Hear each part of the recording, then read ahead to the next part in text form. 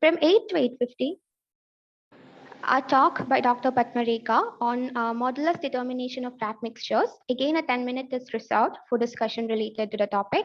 And from 9 to 9:30, a detailed interaction session is scheduled. Now, I invite our distinguished guest, Dr. M.R. Nivitha from PSG College of Technology, Coimbatore, to deliver a talk on wrap binder characterization. She has completed BE in Civil Engineering from PSG College of Technology. She did her master's in Construction Technology and Management from IIT Madras and also secured a PhD from IIT Madras. She has been working as an assistant professor at PSG College of Technology since 2018.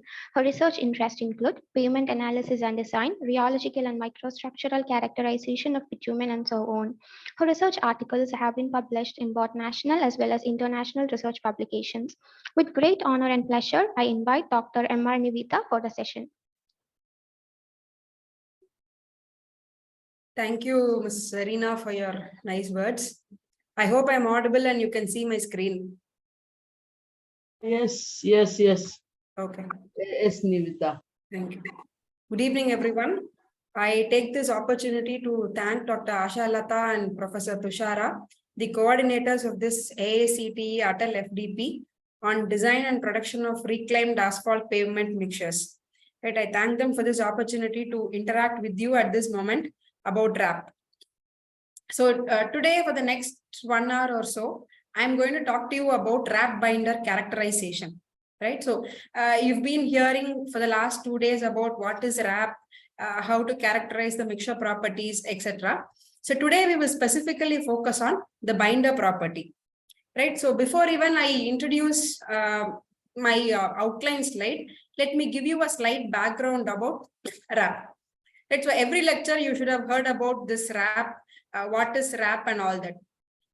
So what makes this wrap more complicated, right? If I lay a mix, if my mix stays as such in my pavement for whatever be the number of years, 5 years, 10 years, let's say that the mix stays as such, then if I want to reuse it, there is no issue at all, right? So we know what we have put in the pavement and it is the same mix that I'm seeing after 5 years or 10 years. So I know what are the properties, what is its gradation, etc. So there is no issue at all.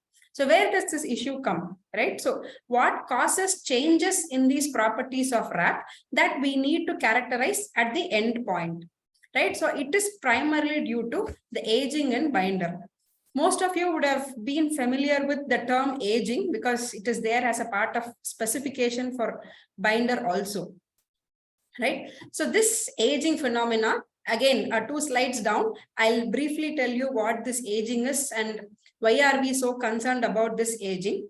So it is this aging phenomena which happens in the binder that causes a lot of changes in its properties. So what change? It primarily increases the stiffness of the binder, right? So this is the change that happens to the original mix which we have laid down. Now, when we mill this mix, it is in the form of big chunks, right? So this chunk is then pulverized into this kind of a stockpile. You can see the stockpile here, it is pulverized and we use this for our subsequent use. Now there is a question. When I get these blocks, right, when I get this material, where am I milling? Let's say I'm milling the top 50 mm, which is, let's assume that we have our conventional pavement wherein the top layer is a bearing course and the next layer is a DBM and so on. So if I mill the top 50 mm, I'm going to get a particular type of material. Or let's say I'm milling the entire bituminous layers. Like let's say we have 150 mm DBM, 40 mm BC. So if I mill the 190 mm depth of my pavement, then I'm going to get a different material. Again, when I'm carrying out this milling, what happens is, again, we have specified a thickness for milling, but when the process is happening, we know that eventually we will get some amount of the granular material also, right? So where I am milling, to what depth I am milling is also important. Another parameter is, let's say we have a highway. I have taken NH 544, which originates from Salem and it ends in Kochi. Let's say I am taking this highway and let's say we are using wrap in construction of this highway, right? Can I do a common mix design for this entire highway, let's say with wrap, right? So here the issue is the material that I'll be getting at a location near Kochi may not be the same as the wrap material which I will be getting near Salem. So why is this variation? What factors contribute to this variability? It is the, let's assume that initially it was the same mix which was laid throughout this highway. Then what causes the variability? It is primarily because of the traffic conditions which differ in each section of this highway, the climatic conditions. We obviously know that the climatic conditions in and around Salem will not be the same as the climatic condition in and around Kochi. So once the pavement is subjected to different climatic conditions, different effect of traffic, the aging that happens in the mix is also different. So again, because of this, I'm going to get a variability in my material. I already have a variability depending on to what depth I am milling. In what location I am milling is also going to contribute to variability. The third factor is history of pavement. Let us say that it is a 10-year-old pavement. I have been doing some preventive maintenance or even a minor rehabilitation at some stretches of this pavement to maintain it at a specific condition, at a specific functional level. So then maybe we do this on the entire highway or in some segments of this highway. So again, the history of pavement is not going to be the same. So when I want to take a wrap from this particular highway and do a design, I need to know where I'm taking my wrap from, how deep am I milling, what is the maintenance history that has been carried out in this location. So these are all the factors which contribute to the variability in my mixture itself. Right. So when we start talking about population, sample and all that, my population is not uniform here. If you look at this small picture, which I have shown here, I have dots in many colors. I have red dots, blue dots, green dots, which means I have materials of different characteristics. So now when I'm drawing a sample, let's say I'm interested in characterizing the properties of binder. So from this mixture, when I'm taking a sample, obviously, and when I'm extracting a binder from it, obviously there is going to be a lot of variability. So the conventional population to sample thing will not work here, or it has to be considered with the extent of variability that we are seeing here, right? So with this background, let me share the outline of my presentation with you. The first aspect that we are going to talk about is the variability in properties of bituminous mix. So ideally, I have been talking about different parameters. Let's assume that I am going to mill at a given location, right? So then what causes variability in my mix? So it is primarily dependent on the aging and binder. So we said once you put a mix and you leave it for some time, it is the aging that changes the properties of this material. So we are going to be concerned about the aging that happens in binder. The second aspect is when I use this wrap in a new mix design, right? When I'm milling it, taking the material, using it for a new mix design, I am mainly concerned about two factors apart from many others. What are these two factors? The first one is the properties of binder, which I am taking from field, right? What is the amount of stiffness that the binder has? So that is the first parameter I'm interested in. Second one is I'm having this much amount of wrap. I have added, let's say, originally 5% binder content to that. Now, when I am mixing it with my new material, how much of binder content of that, how much of that 5% I will be able to get to coat my fresh aggregates. That is what we call as binder availability, right? How much of binder from my wrap mixture is available to coat the fresh material, right? How much will come out from my wrap aggregate and involve in coating the new material. So that is the second parameter we are interested in. Only if we know these two things, we can accordingly decide the grade of fresh binder to be added and the amount of fresh binder that we have to add. Again, since the topic is on binder characterization, I'm primarily focusing on the binder properties and not touching upon the aspects related to mixture. And finally, we will summarize, right? So to start with, we shall discuss about aging and binder. Most of you would have been familiar with what is aging. Aging is nothing but an inevitable process. That is like once you put it there, it is going to happen whether we like it or not when the pavement is subject to environmental conditions. So if you look at an old study by Traxler, he has listed a number of parameters which cause aging in binder. Right, there is volatilization of lighter components. There are changes in composition of the binder. Primarily, they say that there is formation of carbonyl compounds, sulfoxide compounds, which are highly polar in nature. Because of their polarity, they tend to agglomerate, form agglomerates, and this agglomerization leads to an increase in stiffness or viscosity of this binder. So this aging causes an increase in stiffness of binder, and that increase in stiffness could be because of a number of phenomena. Again, if you look at his article, he says that even in dark, when there is no sunlight, you can have aging in the material and so on. Okay, so this aging is what is resulting in an increase in stiffness of binder. Now, how do we simulate aging? We have a few procedures which we can use to simulate the aging in laboratory. Primarily, we categorize this aging into two categories. One is the short-term aging. When we prepare bituminous mix, we all know that we are heating binder and aggregates to 165 degrees or so, at least for the unmodified bitumen.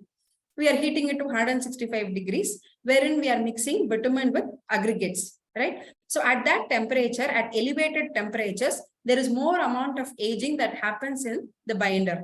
So this is during mixing and compaction, wherein the material is subject to high temperatures. But this high temperature will be prevalent only for a short span of time. Until I prepare my mix, I transport it to site, I start laying. So until the point it is like rolled and compacted, maybe the temperatures will be around 90 degrees. Eventually, the temperatures will be coming down and matching with the ambient temperature. So this short-term aging is used to refer the increase in stiffness of this mix from the moment we start preparing the mix to the moment it is laid and compacted in field. The next category of aging is long-term aging, which we are all interested in, which happens when we expose the bituminous mixture to atmospheric conditions, right? So once we lay the pavement, from the moment the compaction is over and all that, then we leave it there. Slowly the pavement starts aging. So here you can see there are no high temperatures. It is only the temperatures that the pavement is subject to. Different locations will have different temperatures. So depending upon the temperature range, the aging also varies. Some studies have shown that the amount of aging that you see in field is proportional to the pavement temperature. Again, I'll also show that to you few slides down. And this happens over a long time span. If short-term aging is over a window of 6 hours or 8 hours, this long-term aging is for years, 5 years, 10 years, and so on.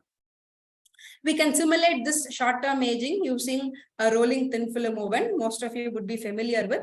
Similarly, the long-term aging using a pressure aging vessel, right? So we mimic what will be the stiffness of binder after short-term aging, or what will be the stiffness of binder after it has served in pavement for about 7 or 8 years using the PAV equipment. So this is in brief about aging. Now, how much is the increase in stiffness because of aging? Right, there is an illustration given in the Shell Bitumen Handbook. The y-axis is an aging index, which is aging the viscosity at a given time to the original viscosity, right, for the unaged binder. So this ratio is what is plotted on the y-axis. Now, if you see the aging that happens during mixing, there is about a 4 times increase in the viscosity of the binder due to the aging that happens during mixing. Again, as I said, during mixing, temperatures are very high. So the rate of aging will be substantially higher again. Then there is about a 1-time increase in viscosity during storage, transportation, and application.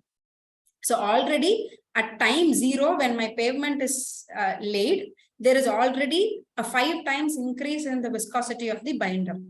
Then after it is laid, there is again aging in the pavement, but like we said, the temperatures are not that high. So the degree of aging is also relatively lower.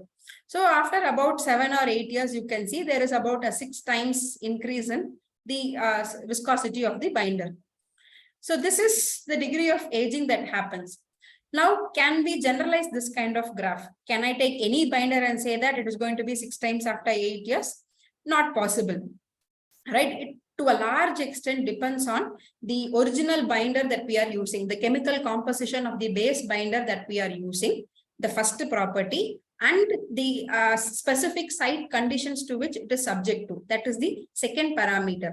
So the aging index or the factor by which the viscosity increases depends primarily on these two things. So that is why, let's say we have wrap material. Let's say we have a 5-year-old wrap material from different highways, right? Let's say each of them used a VG30 binder during the original construction. Now, if I take all these 5 wrap binders and try to measure some viscosity parameter, obviously they are going to be totally different. Right, it is because we don't know what the base bind, though it might be classified under VG30, the chemical composition here plays a major role. So we cannot generalize such kind of stiffness range for wrap material of different ages. That is a major challenge that we have here. If we want to specify such kind of, the degree of increase in stiffness, then we should be knowing what is the base binder which was used at that specific location. So now when we are talking about wrap, which is 5 years or 8 years or 10 years in the pavement, very rarely we will be having access to the base binder which was used, right? So in absence of such kind of data, it is very difficult to predict how this binder is going to perform. So this degree of aging again depends on a number of parameters. So what are those parameters? The first one is film thickness. When I prepare my bituminous mixture, the binder is going to coat my aggregate, right? So what is the thickness of the film that is coating my aggregate? That also influences the aging index. When my film thickness is very, very small or there's a very thin coating, then the degree of aging is going to be substantially higher. You can see here, for a film thickness of 5 micrometers, let's say it's about 6.8 times increase in viscosity. Whereas if I have a film thickness of 10 micrometers, it is about 5.8 times increase in viscosity.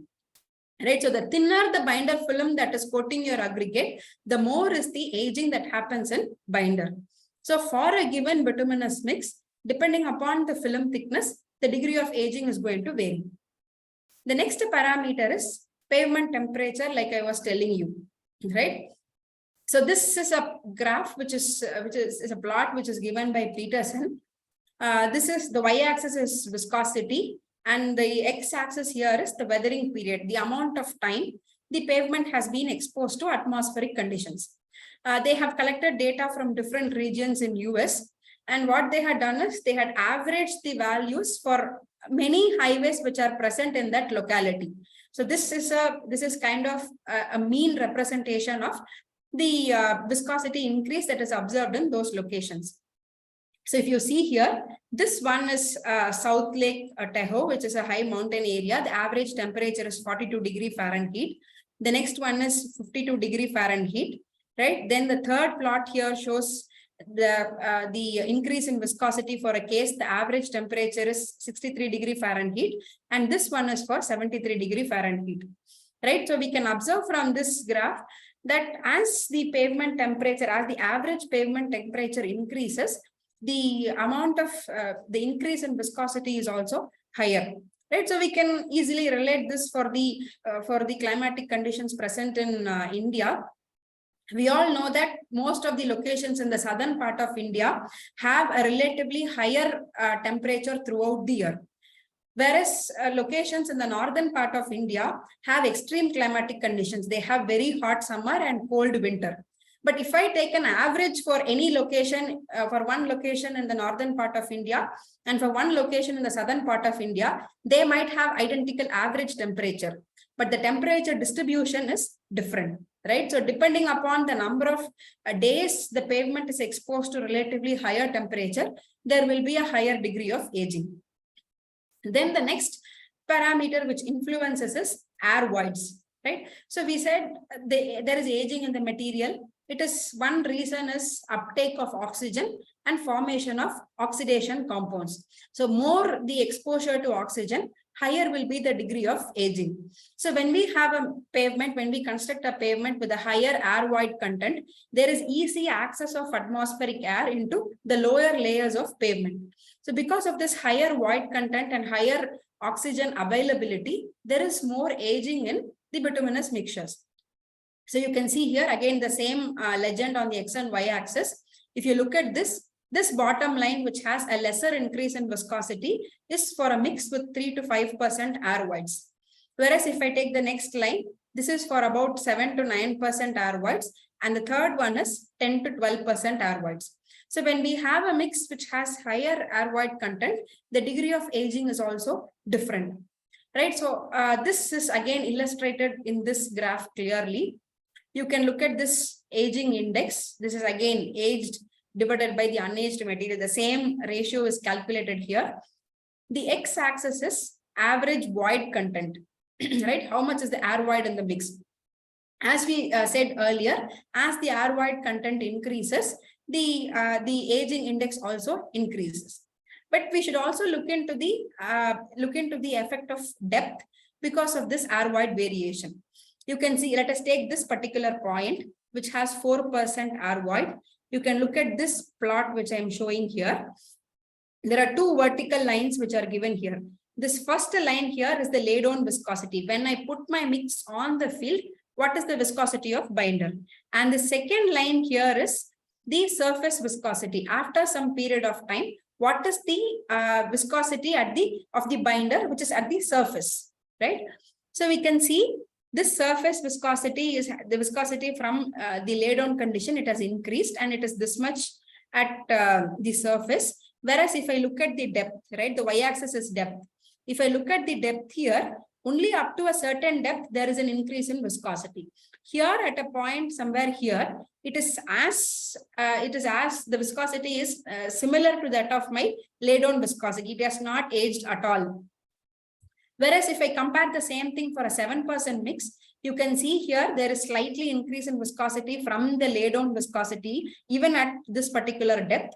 And the surface viscosity is again more or less identical here. If I have more air voids 10%, then the increase in viscosity even at a higher depth is also substantial. Okay, so the air voids also play a major role in increasing the viscosity profile along the depth of the pavement. Right. So having said all these things, now let us say, how do we get the binder content from this mixture? Right, we have seen what are the factors which cause variability in the aging of this wrap mixture. So now let us say that we have got this wrap mixture. Now we are interested in getting the binder out of it and characterizing. If I simply want to determine the binder content, an easy procedure available is to use an ignition oven. Just put the mixture here. It will burn out all the binder and it will give you what is the difference in weight between the initial condition and after the binder has been burnt out. So that gives you the percentage of binder. But we are interested in the binder content, obviously, but if we want to characterize the binder, identify its stiffness properties, then we need to be extracting the binder from this wrap mixture, right? So we need to separate the aggregates and the binder which is present in this wrap mixture. So how do we do the binder extraction? We have a centrifuge extractor. The corresponding standard is given here, which is used to extract bitumen from paving mixtures. So most of you would again be familiar with centrifuge extractor. You mix this bituminous mix in a solution. This kind of separates the aggregate and binder dissolved in your solvent. Then we use a rotary evaporator wherein the solvent and the binder are separated. So this is kind of a setup wherein this first picture here shows a centrifuge extractor and a second picture here shows a rotary evaporator where the solvent is removed and finally we get the wrap binder. Again, the major challenge in characterization of this wrap binder is doing a correct extraction procedure and getting the wrap binder with minimum variability because of these extraction procedures. Already I was telling you about the degree of variability that we have in wrap mixture as such. Now, then we take a sample out of it. So there is another degree of variability there. Then I subject it to the extraction procedure where I'm going to get the binder. So again, we have to carry out this extraction procedure with minimal variability to get the wrap binder. Now, to see how this works, we had carried out an exercise at IIT Madras. It is a joint work by PSG and IITM. What we had done is, we had prepared bituminous mixtures, right? The conventional BC grade 2, 5.5% bitumen content, prepared a bituminous mix. Then we aged this bituminous mix in a forced draft oven. So what is this forced draft oven? It is like the conventional oven, except that we have good air circulation throughout the oven. And if you measure temperature at any nook and corner of this oven, we will be having an identical temperature, right? So we wanted to ensure uniform aging condition irrespective of the position where we place our bituminous mixture. So we used the forced draft oven available at IIT Madras, prepared this bituminous mixture, and we kept it inside the oven. We aged it for certain duration of time, right? We aged it for 1 day. At the end of 1 day, we remove this bituminous mixture, extract the binder from it, and characterize it. Similarly, we had done it for 2 days aging, 4 days aging, 7 days aging, and 10 days aging, right? So at the end of each aging duration, we remove the mixture, extract the binders, and we tested for properties such as dynamic modulus and phase angle. Now let me show you the results that we had got, right? You can look at this first plot which is shown here, right? So this first plot talks about the dynamic modulus value as a function of frequency. Basically, we did a frequency sweep test using a dynamic shear rheometer. We captured how modulus varies as a function of frequency. Now, the thing that we have to note here is how the stiffness varies with aging. Ideally, what we said, the longer that you age the binder, the higher is the increase in stiffness. So when I take the binders aged for all these durations, ideally I should be having unaged, on top of that 1 day, on top of that 2 day, 4 day, 7 and 10. But you can see what we have got, right? This is our unaged binder.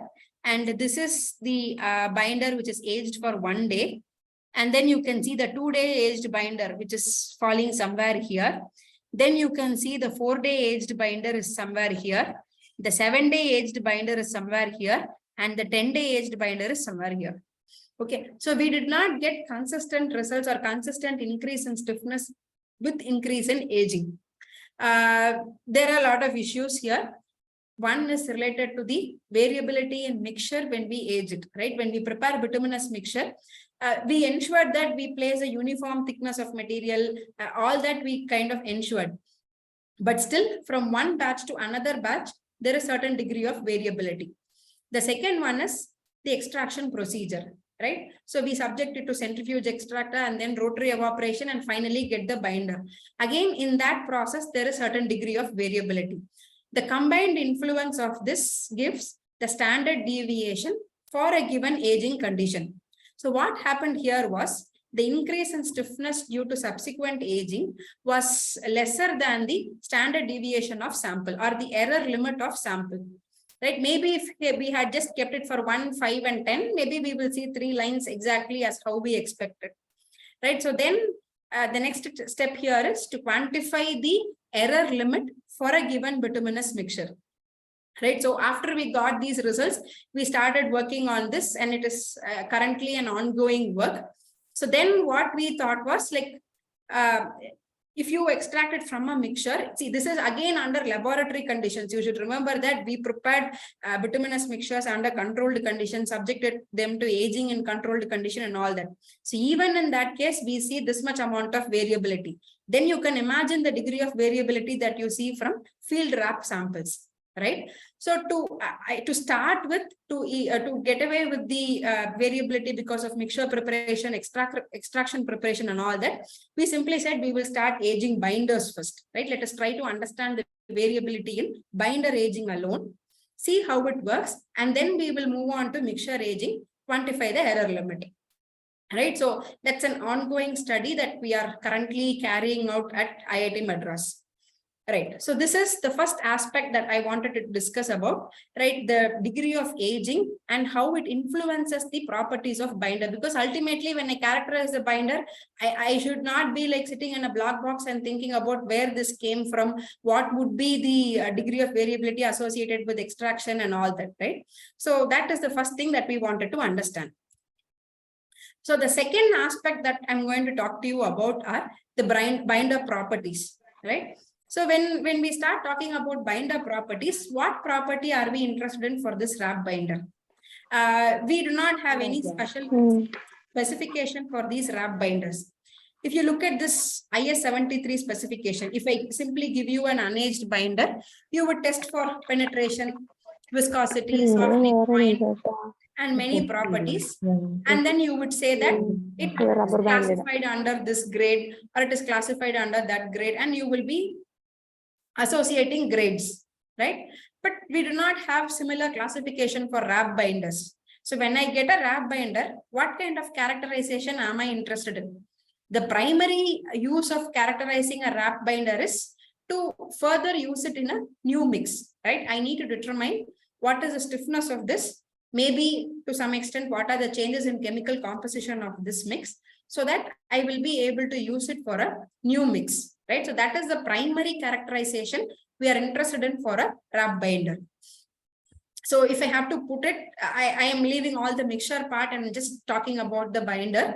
So we have a wrap binder, we add fresh binder to it so that we will meet the target grade. So we know that the wrap binder is very stiff. So if I add a soft material as a fresh binder and mix them both, I will be getting somewhere in between, which would be my target binder, right? So here the properties of wrap binder depend on the age of binder, like I was saying, right? So how much duration it has been in the pavement, the initial properties of binder, and the properties of mixture also, because we said air voids, film thickness, etc. All these things are also going to influence. But from a binder perspective, it is on the age of binder and initial properties of binder. So once I characterize the properties of wrap binder, accordingly, I will choose a fresh binder so that I will be able to get my target binder. Now, how do we characterize the grade of this binder, right? We can grade these binders either based on viscosity grading, arrive at this combination, or we can use a performance grade and arrive at this combination. Again, I hope all of you would be exposed to what performance grade is, right? It is kind of a grading system, like we have the viscosity grading system in India. It is used to characterize, it is used to grade binders based on their performance characteristics. Again, I will refrain from moving into what performance grade is. At this moment, assume that all of you know what performance grade is and move on. Right, so let me just take performance grade for a moment to explain the further things related to wrap binder characterization.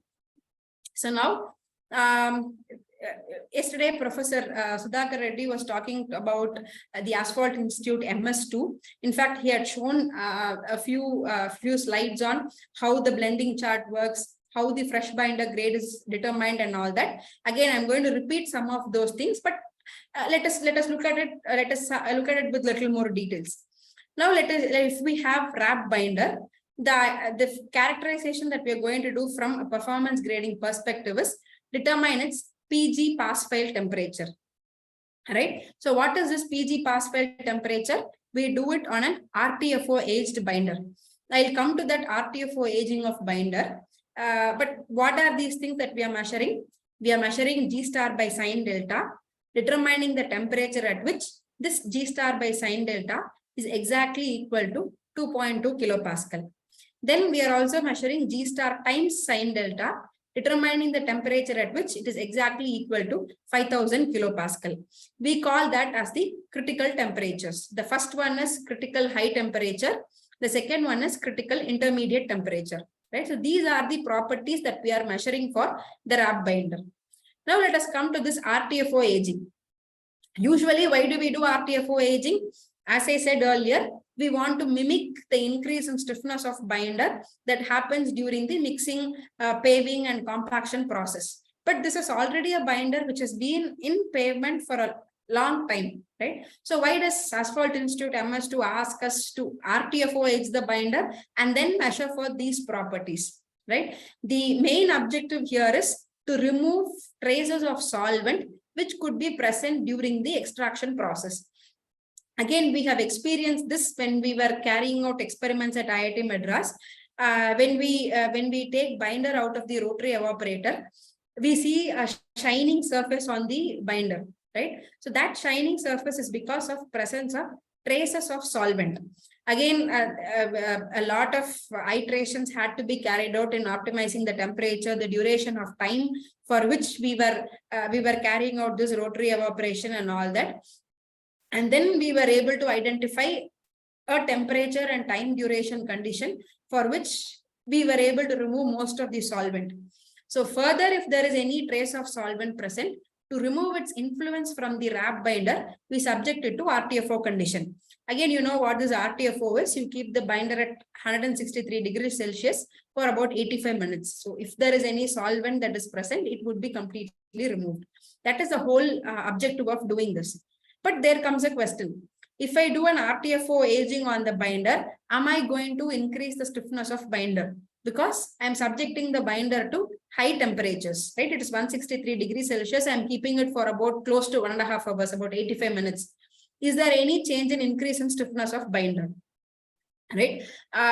There will not be much change in the properties of binder because this binder has already been hardened in field, right? It has already, there is substantial increase in stiffness. Now, when I subject this to 163 degrees Celsius for some amount of time, we will not be seeing any significant changes in the properties of binder. Again, we had done that and verified it for ourselves. We had seen that there is like 0.1 or 0.2 variation in the performance grade that we had seen for the extracted binder and the RTFO aged binder, right? So it is not going to influence much the properties of binder. Now, how do we achieve the targeted grade of binder? Let's say I want a PG 64 grade of binder. Let's just talk about the high temperature alone. The same argument can be translated to intermediate temperature also. So how do I achieve the targeted grade of binder? The first way is to use a fresh binder of lesser stiffness. We know that when we have a stiff material and add a very, very less stiff material to it, when we mix it, the resultant material is going to be somewhere in between. Ideally, how this works? This works based on volume proportion. Let us say I have X percentage of wrap with the viscosity of eta1, and I have 1 minus X proportion of fresh binder with the viscosity of eta2. So what will be the proportion? What will be the viscosity of the resultant binder? It is X into eta1 plus 1 minus X into eta2. So that will be the stiffness of the resultant binder.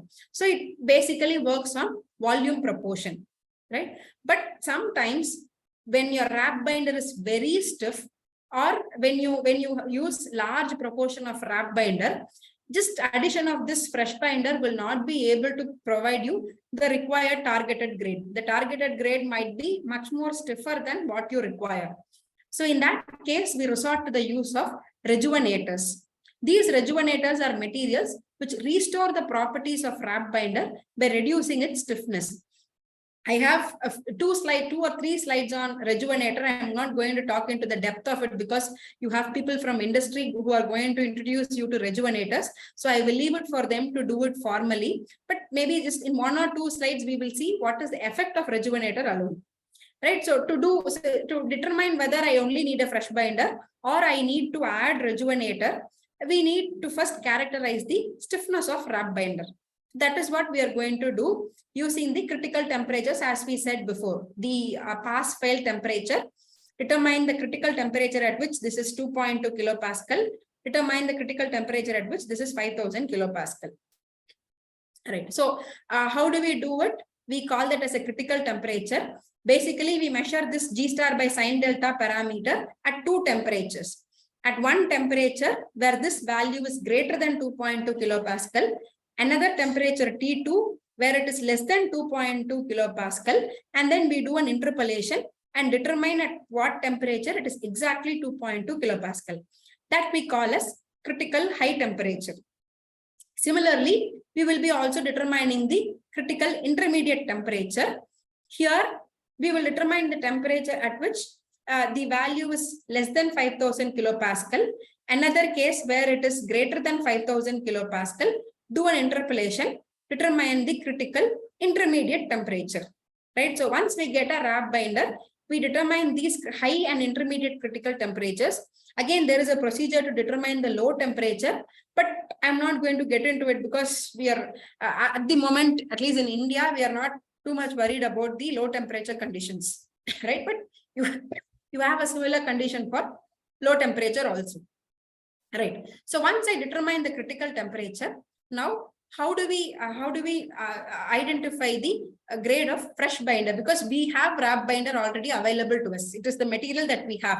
And similarly, we also know what is the target grade that is required for us at the location. So what is unknown to us is the fresh binder that is required to be added, the quantity and the grade of fresh binder that is required to be added.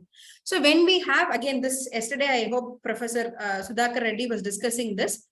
When there is no change in, when you have a wrap percentage which is less than 15%, we can choose the same grade of binder as that of targeted grade.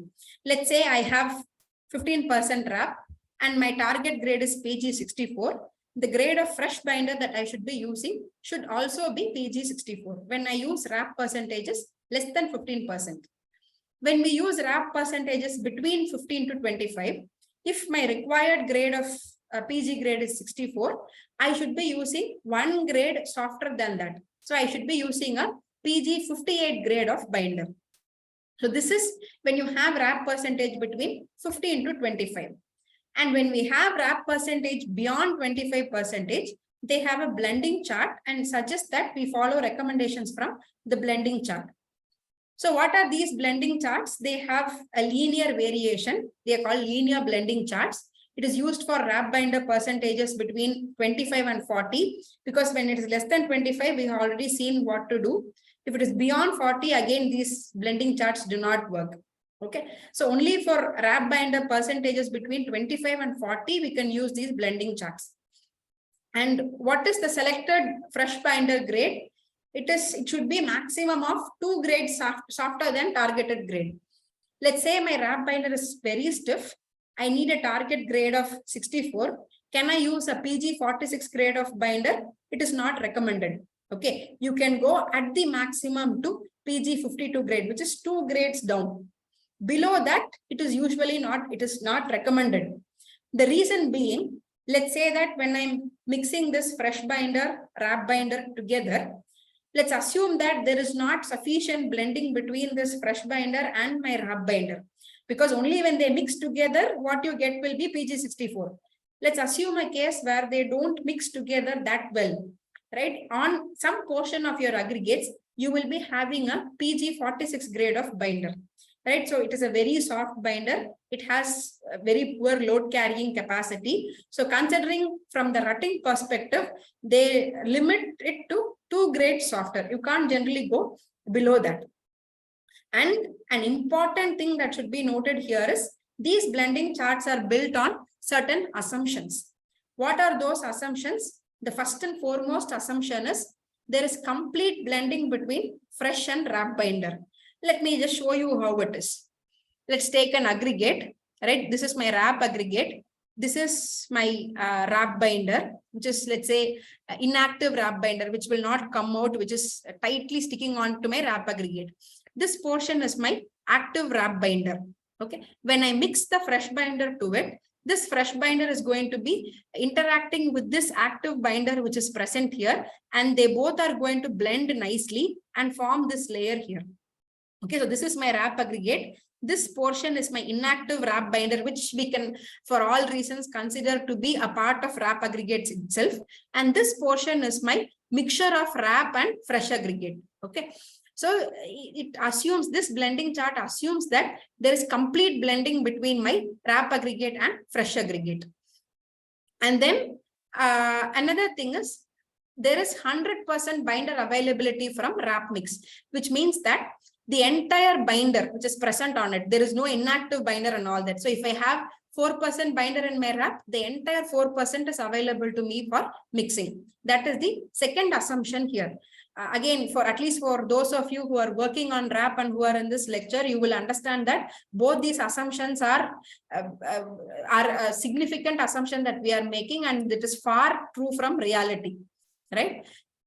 So under these two conditions, we are going to take two conditions. One is a known wrap percentage and determine the grade of fresh binder. Second one is known fresh binder grade and determine the proportion of wrap binder. The third case is usually not considered because we always know what is targeted grade. We always know what we require, right? So this case is generally not considered. Now let me quickly go through this case one, which is known percentage of wrap binder. Okay, so this is an equation which is given here. Again, this is based on the volume proportion which I was discussing few minutes back. So the temperature of, or the PG grade of virgin binder is required is nothing but the temperature of the blend. This value is nothing but the proportion of wrap binder, 30%, 40%, how much of wrap we are using. And this is the critical temperature of wrap, right? So knowing these things, we will be able to calculate the critical temperature. Again, for the second case also, the same equation is rearranged. The unknown is taken to the left-hand side. That's all. So again, it's the same thing. Now let us look at this particular case with an example. So we have the wrap binder percentage is given. Let's assume that it is 30% or the RPBR value is 0.3. The target grade is PG64 and something. We are only looking at the high temperature grade here. So now what will be the temperature of the fresh or the PG grade of the fresh binder that is required? So we substitute in this equation. We determine that the critical temperature for the wrap binder is 86 degrees Celsius. We have determined it prior. Similarly, the critical intermediate temperature is 31 degrees Celsius. We have determined both of it before itself, and we are adding 30% of wrap. So in this condition, what is the critical temperature of fresh binder that is required? So once you make substitutions, we see that we need a 54 grade of binder. Again, you can round it off. That will be the grade of binder that is required for as a fresh binder. Similarly, we can determine for intermediate temperature also, right? So if we interpolate it, or if you draw it in the form of a graph, 100% when you take only wrap, it is the critical temperature of your wrap binder, which is 86. And when you take 30% of wrap, we need a 64 as the target grade. So these are the 2 points that are known to us. We connect it, and then we try to meet this y-axis here, which will give us the grade of fresh binder required. I can do a similar thing for the intermediate temperature also, right? So this is the first case wherein knowing the proportion of wrap that we are using, we will be determining the grade of fresh binder. The second one is knowing the fresh binder grade, how much is the proportion of wrap that I can use in my mix. So let us say that the agency is requiring a blended binder, which is 64 minus 22. The fresh binder grade is PG58. The critical temperature is 61. We are rounding it off to a PG58 grade of binder. And the critical temperature of the wrap binder is 82 minus 10. Right. So this is the case I have. So in this scenario, how much percent of wrap I can use for this particular mix? So that we get it from this equation. So again, let us substitute it. We see that for the blend is 64. The high temperature for the fresh binder is 61. We assume a grade of, we round it off to a grade of 58, but the actual value is 61. So I use the same thing. Critical temperature of wrap is 86. So we get about 12% of wrap that I should be using. So minimum, I should be using 12% of wrap so that my target grade is 64. But I can use slightly more also, right? So I can, how much more I can use? Ideally, we do not want to go to the next grade. We do not want to go to PG70 grade, right? So even if we have a critical temperature of 69, we will be rounding it off to 64 only. So if I take the critical temperature of my blend as 69 without going to the next grade PG70, if I assume 69 and do the calculation, I'm going to get a wrap binder ratio of 0.32. So minimum I should use 12% of wrap to get 64 grade. Maximum I can go up to 32% so that I will still be in a 64 grade of binder. Right. So similarly, we can, this is the graph which is showing we have 100% binder, which is 86. Again, we have the fresh binder, which is whose grade is known 61. So for any given critical temperature, you can calculate what is the percentage of wrap that we will be using. So a similar thing we can do for intermediate temperature also. Right. So this is how we determine the grade of fresh binder that is required. Also, we can do the same thing with viscosity grade. So a similar kind of chart, except that it is based on viscosity. So here, the viscosity of recovered wrap binder is 75,000 poise, which is nothing but the wrap binder's viscosity. Assuming that we will be able to measure absolute viscosity using a capillary viscometer for a wrap binder. Many times it is very tough because the binder does not flow at all. It is very stiff, right? So if we are able to measure something like that, then let's say that this is the value. The agency requires an AC20 grade of binder, which is a viscosity grading system followed in US. The wrap binder percentage is again 30%. So if you use a blending chart, so we can see here, this is 75,000, which is wrap binder's viscosity. For 30% of wrap binder weight, this is my target viscosity, which is 2000 poise. So then I just extend this, we will be able to get the viscosity of new binder, right? But you should take this point, we should consider this point that the viscosity of wrap binder through capillary viscometer is very tough when you have binder of at least like 6 or 7 years age, right? So this is regarding the grade of fresh binder we want. Now comes the next question. What is the quantity of fresh binder that we should be adding? Or before that, I just wanted to touch upon the rejuvenator part. So what is this rejuvenator that we are adding? This rejuvenator is added to rejuvenate the binder. Or when we see that the amount of fresh binder that we are adding is not giving us the target grade of binder, or the target grade is still stiffer than what we require. In that case, we add a rejuvenator. This rejuvenator is added to rejuvenate the binder. Again, what does this term rejuvenate mean? It is still a black box.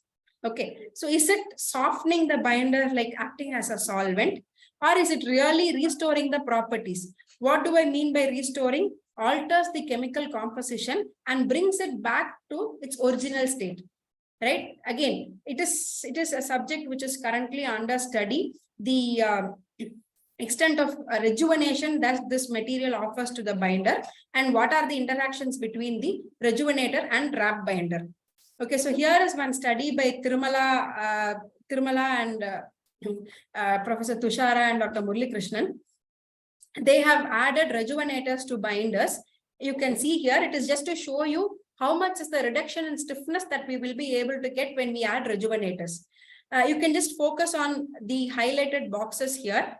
So we have 70% of wrap binder.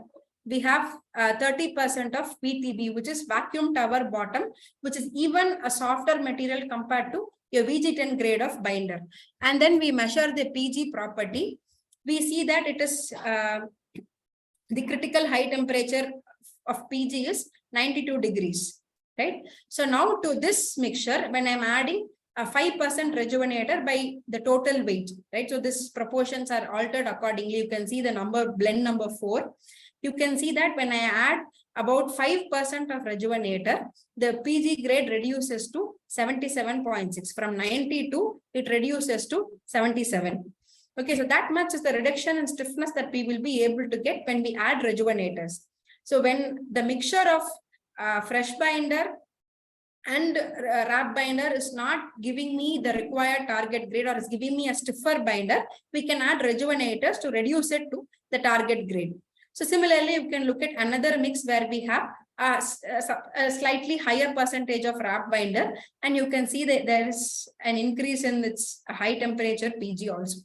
Right, so you can look at the other combinations. You will see that as you vary the proportion of rejuvenator, there is about a linear variation in the critical high temperature PG grade. Right. So the remaining aspects of rejuvenators, I leave it for the others to discuss in this FDP. So the last portion which I want to discuss here is binder availability. So in the second portion, we have determined the grade of binder that is required to be added.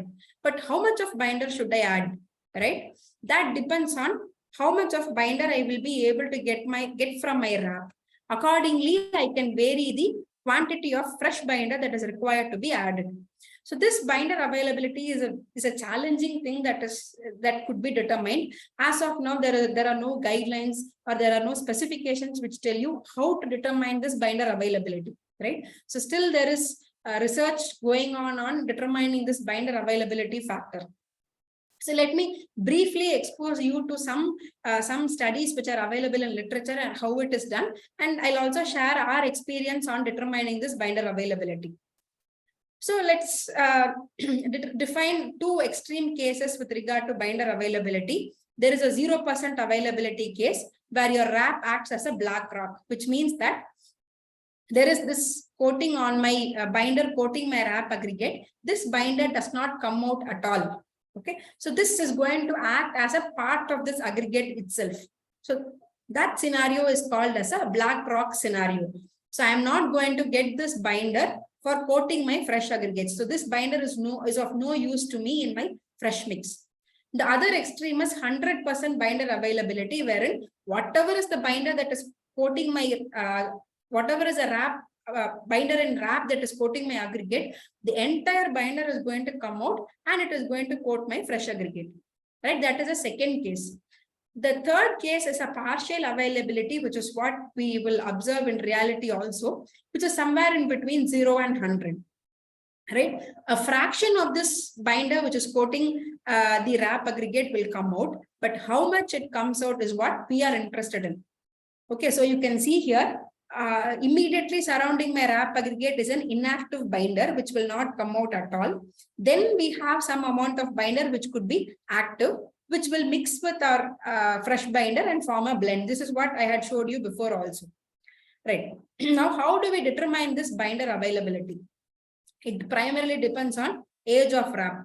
The more the material is aged, the harder the binder sticks to my aggregate. It is very difficult to remove this thin film of binder coating my aggregate as the material ages. So age of wrap is inversely proportional to the binder availability.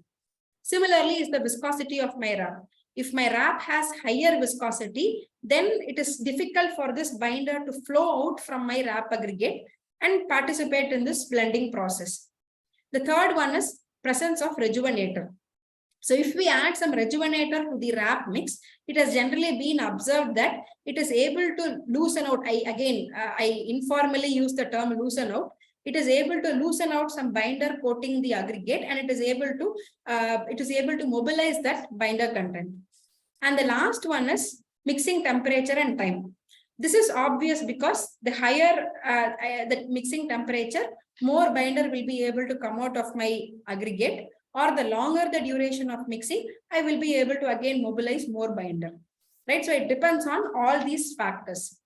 So the binder available is what is going to influence the amount of fresh binder that I need to add, so that I will get 4.5% or 5% or 5.5% as the binder content in my mix. So how do people determine this binder availability?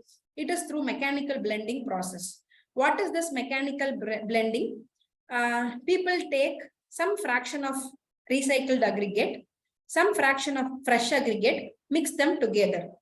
Right? And then we determine what is the amount of binder that has moved from my wrap aggregate to my fresh aggregate. Let me show this to you in the form of a table. Right? Let us say that we have aggregates of all these sizes: 19 to 16, 16 to 13.2, 13.2 to 9.5, 9.5 to 6.3, and so on. The conventional sieve sizes that we also see from MORT specification for BC grade 2. Now, focus on this mixture M3. Okay. As per this, the size range between 19 to 9.5, right? I am going to have my fresh aggregate itself. Okay.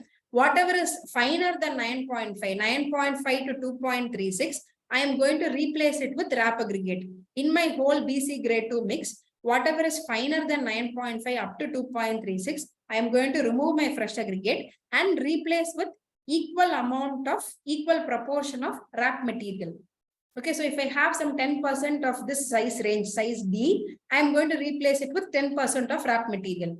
If I have 15% of size E, I am going to replace it with 15% of RAP material, right?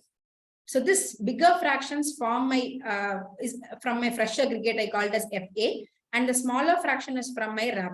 Now I mix them, all of them together. Right, after mixing, I am again going to separate them in the same proportion. Okay, I am going to separate them and determine what is the binder content in this fresh aggregate fraction. Okay, so whatever is the binder content present in this fresh aggregate fraction is we are not adding any extra binder, right? Any external fresh binder we are not adding. It is only the binder which is present in RAP that has come out and coated the fresh aggregate which is present in sieves A, B, and C. So if I determine the binder content in these sizes, then I will be knowing what is the amount of binder which is available for coating from RAP. Okay, this is one method of determining the binder availability. Similarly, we can do the reverse. Take this fraction as RAP and this fraction of fresh aggregate. But there is an issue here. The issue is the difference in surface area. So you know that larger the aggregate size, lesser is the surface area. And as you take finer material, the surface area is going to increase. Right? So Tushara Chechi, can I just take 5 more minutes? It's already 8. Sure. You can finish it. Yeah, 5 more minutes, I'll be done. So if I have two materials of different surface area, when I mix them together, it is very difficult to mobilize the binder content. Only when they are of equivalent surface area, we will be able to mobilize binder content from one fraction to another. Right. So that will be an issue when we have these two type of mixes. So how do we get equivalent surface area? Then we have aggregates of different sizes. You take this as RAP, the next size is fresh aggregate, then RAP, then fresh aggregate, and so on. But when you take this kind of a gradation, then there is again going to be an issue, because after you mix it, when you sieve them, there is going to be exchange between sizes. Some amount of material which is present here is going to fall into this size range. Some amount of material here will fall into this size range, because it is very difficult to separate them into individual particles. Here it is fine because these are all of uniform size or of a similar size range. But whereas when you do this kind of a gradation, then we have this issue of aggregates moving from one size range to another. Right? We know a procedure, but there is a lot of issue and challenge in using this procedure to determine the binder availability. More complication comes when we add fresh binder to this, because ideally what happens in field is you do not do a dry mixing, but over this you add a fresh binder to it. So in the presence of fresh binder, how much is the binder mobilization? Okay, so to your fine recycled aggregate, fresh coarse aggregate, you add fresh binder on top of it. At least in dry mixing, it was simple, because when you determine binder content in each of these size ranges, whatever binder you have, you can assume that it is from RAP aggregate, because we haven't added any fresh bitumen. But whereas when you do this wet mixing, which we call as wherein we add fresh bitumen content, it is going to be difficult to quantify, because there is fresh bitumen which is added. So how this fresh bitumen is distributed between the RAP aggregate, fresh aggregate, and all that becomes complicated. Right? So for both these wet mixing and dry mixing studies, we can add a recycling agent and see how the binder mobilization changes. Right? So as a last slide, let me just briefly explain how this wet mixing happens when we add fresh binder to it. Let us say we have 3 different sizes of aggregates. These are the 3 different sizes. And again, what we do here is we add a fresh bitumen to it, right? We add fresh bitumen to this. Let's take this middle size, which is sieve size number 4. We determine what is the amount of binder content which is present in this particular size. Why do we do this? If we add 5% binder content, the 5% binder content is not going to be equally distributed among the sizes. The distribution is going to vary depending on the surface area. Right? So in this size number 4, If I add 5%, maybe it will have 4% or 3.8% bitumen content. So I need to determine for each size fraction. So that is one thing which we call as the reference binder content. Now what I'm going to do for another case is remove this fresh aggregate and replace it with wrap aggregate. Right, let us say the binder content in my wrap aggregate is 4.5%. And then I add a fresh bitumen to it, mix all of them together, again remove this back. Okay, so this is called as wrap binder content. Now, what will be the wrap binder content with reference to this fresh binder content? Okay, let's assume there is 4% of fresh binder content and 4.5% binder, which is already present in this wrap mix. Now, when I determine it for the two cases, let us say if there is 100% binder available, then what happens is this 4.5% is added to 4%, which is added in coating the aggregate. So I will be getting some, let's assume I will be getting around 8.5% here. Whereas in the other case, there is no binder available at all. This is going to behave as part of my aggregate. So what I'll be getting here is again the same 4% which I had added. Okay, this is what we can assume. But there are again a lot of ifs and buts here. I'll not get into those details. It is not as straightforward as 8.5 here. There are again variability involved here. But for a moment, let us assume that this is going to be 4% when there is no binder coming out from my wrap aggregate at all. And this is going to be 8.5%, which is 4% of fresh binder plus 4.5% of the binder, which is already available in wrap. Then determining the amount of binder present in this, we will be able to determine how much is the binder present in my, for a given case, right? The binder availability factor. Okay, so this is how we do it in the case of wet mixing. But like I told you, it is not straightforward. There are a lot of other concerns which are involved here. But I will leave it as such at this moment, right? If any of you are interested, we can discuss further on this.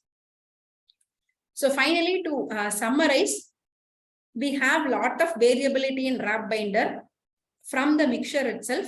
As I told you, it is because of milling, which is due to the depth, the overlay, other maintenance activities carried out, the location at which the site, specific site condition at which I am milling, all these factors.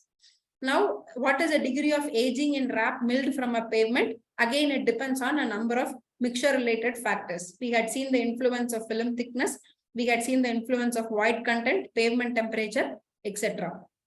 Right? So how do we characterize this binder?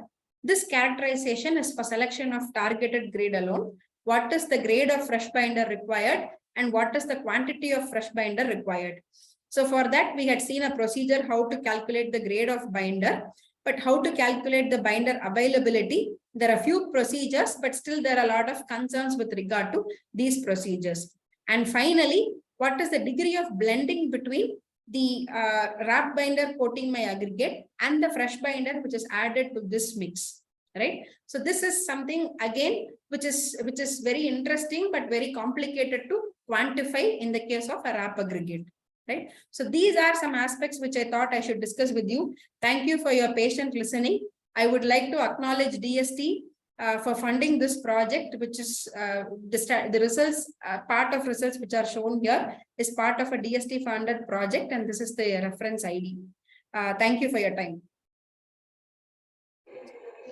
Participants are requested to post the questions in the chat box, which will be discussed in the final session.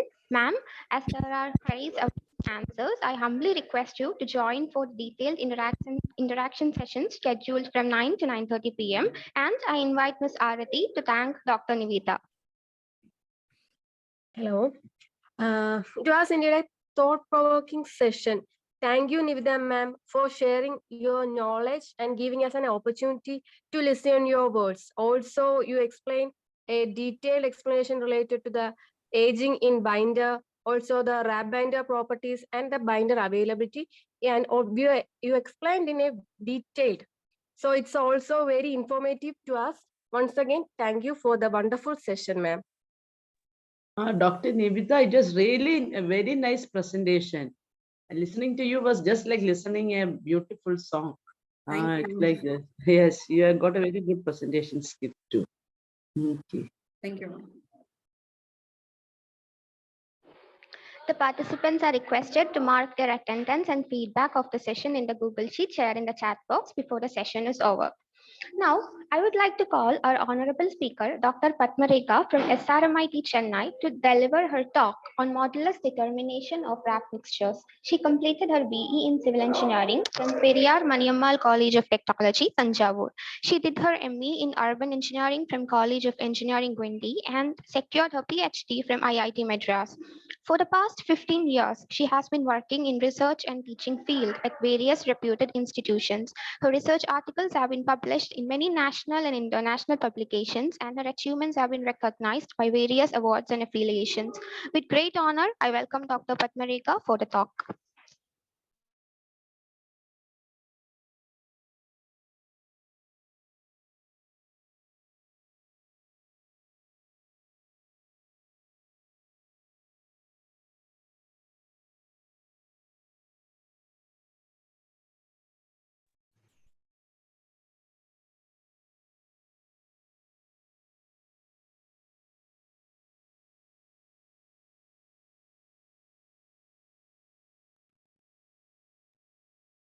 Am I audible?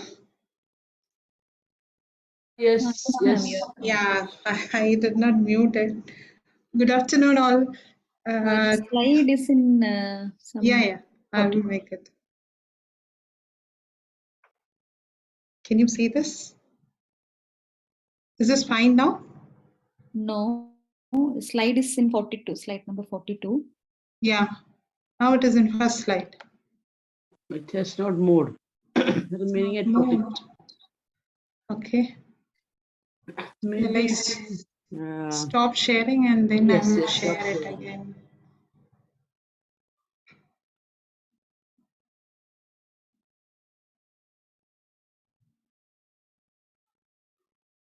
So what about now, ma'am?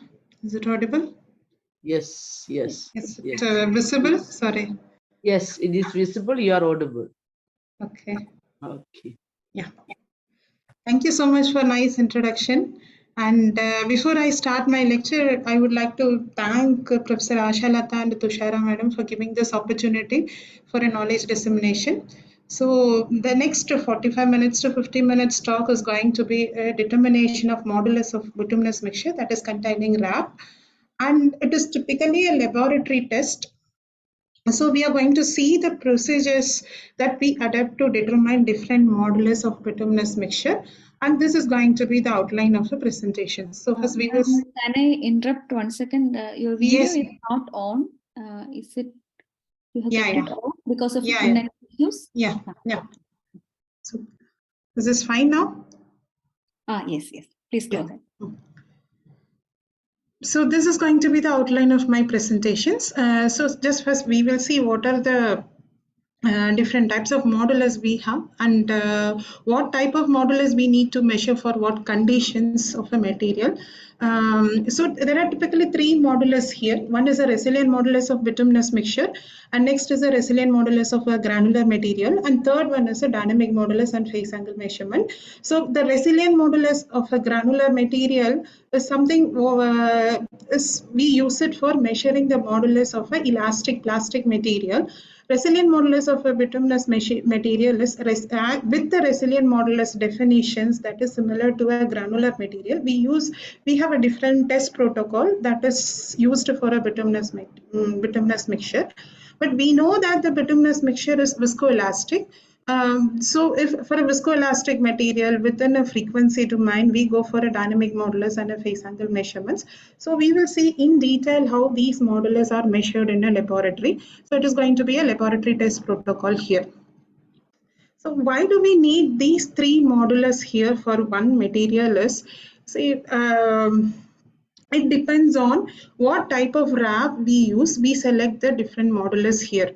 For example, if we are using a wrap in a cold mix, okay, IRC 37 recommends the use of wrap in a cold mix in a base course as a granular layer. So if it is a granular layer, we need to look for a modulus measurements that suits the granular material.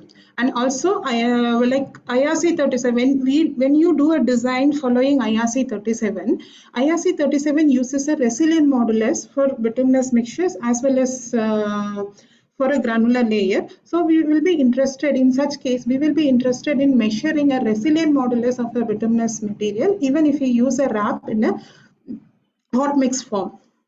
So, and one more thing is we have a different design guidelines, say for example, IRC 37 and MEPDG design guidelines. Different design guidelines demands different modulus value for the same material. See, basically the modulus value goes as an input for a design of a payment. So like if you take IRC 37 guidelines, so like IRC 37 recommends to use a resilient modulus in the payment layer analysis, but whereas MEPDG, though it is a hot mix or a cold mix, MEPDG recommends to use a dynamic modulus and phase angle value for the wrap mix. So if we are going to design a payment based on a MEPDG recommendation, so we will be needing a dynamic modulus and a phase angle. But if we are going to design based on IRC, we will be needing the resilient modulus value. So resilient modulus, again, in case if you are going to use it in a base layer, so we will use a granular material resilient modulus protocol. If we are using the material in the bituminous layer or in a hot mix layer, we will be using a resilient modulus protocol that is available for testing a bituminous mixture. So it is going to be typically 3 different test protocols for measuring 3 different modulus. So before we step into seeing the different procedure for different measuring modulus, the one question which I would want to ask is, do we have an exclusive test protocol for determining any modulus of a wrap mixtures? The answer to the question is no. We use the same test protocol that we use it for a HMA or other mixtures without wrap, and we find out the modulus here. So now let us see a laboratory test protocol straight away for determining the modulus of material, and then followed by a few slides on how these modulus parameter varies. So first we will start with how to measure the resilient modulus if you treat a wrap material as a granular material. So, granular material is typically an elastic plastic material. So how this elastic plastic material behave under repeated loading? So let us just understand this first. So when you apply a repeated loading, okay, again, these modulus are measured for a loading unloading pattern, that is with a Haversine loading. So you apply a load and then unload it with a shorter period of time. We assume that the Haversine loading simulates the traffic conditions. So and we don't apply a continuous loading. We give a rest period between 2 load cycle, so that this loading rest period simulates the traffic conditions in the field. So imagine that you are subjecting the material to a Haversine loading. So you have a loading, unloading. Both loading, unloading takes a time of 0.1 second, and the shape of this loading, unloading portion is a Haversine nature. So you have subjected the material to a Haversine loading, followed by you have a rest period here for 0.9 seconds. So 0.1 second, if you convert it to frequency, it is something 10 Hertz frequency. Then you have a rest period of 0.9 seconds. So now imagine that you are applying the sample to this repeated loading. So this is the load you are subjecting. Now, when you record the response of an elastic plastic material, how will it behave? So it is an elastic plastic. When you increase the load, you expect the deformation also to increase. So once you start unloading it, you expect the deformation to decrease, but it will not completely recover. There will be a plastic deformation, or there will be a unrecoverable deformation here left on this. So this is the load deformation curve corresponding to 1 cycle. Now imagine that this accumulated deformation at the end of 1 cycle builds on after every cycle. So you apply a second and third cycles. So you have an accumulated plastic deformations depending on number of cycles we use. So we subject the sample to a repeated Haversine load and we measure the deformation here. Since it is not purely elastic, you have a plastic deformation at the end of every loading cycle. So we subject the sample so that this plastic deformation reaches the resilience state. Okay. And we measure the recoverable strain and use this recoverable strain to determine the modulus. That is why we call it as a resilient modulus here. So typically you have a load and a deformation curve. Now a load depends on time and the deformation depends on time. When you remove the time scale here, just imagine like you have elastics, you remove the time scale. You are plotting a strain versus or deformations versus load or strain versus stress. So when you load it, the elastic strain increases. When you unload it, when you load it, the total strain increases. When you unload it, the total strain reduces. So there will be a plastic deformation. So you can see the magnitude of plastic deformations at the end of one cycle here. So this is a repeated loading. So when you apply a repeated loading, you see that the plastic strain starts building at one point of a time. It reaches a constant value, so it has reached a resilient state. Now at this point you have a total strain measured. In the total strain you separate the recoverable strain and accumulated plastic strain, and you measure the resilient modulus, which is nothing but the ratio of a deviatoric stress what you apply to a recoverable strain. So this is what we are going to do for a bituminous mixture with the wrap material, and it is especially if you treat it as a granular layer. So what IRC37 recommends is, IRC37 recommends to use a wrap material in a base course. So and we use it as a granular layer. So you can see that the top two layers are a bituminous layer, and the base layer is used. Base layer contains a emulsion, which is a cold mix emulsion with wrap, which is a cold mix, and it is considered as a granular layer. So what IRC37 says is use a resilient modulus value of 800 megapascal for the design purpose. But this value of 800 megapascal is not so simple, like it is not a constant. It is going to depend on various parameters like what is the deviatoric stress you are applying, what is the amount of confinement you are going to do, and what are the variability in the wrap amount you are going to use. And there are many parameters which depends. And so this 800 megapascal is not something which is a constant value. If you do not have any laboratory press facility, you can just think of having a resilient modulus value near 800 megapascal. So that is what the recommendation is.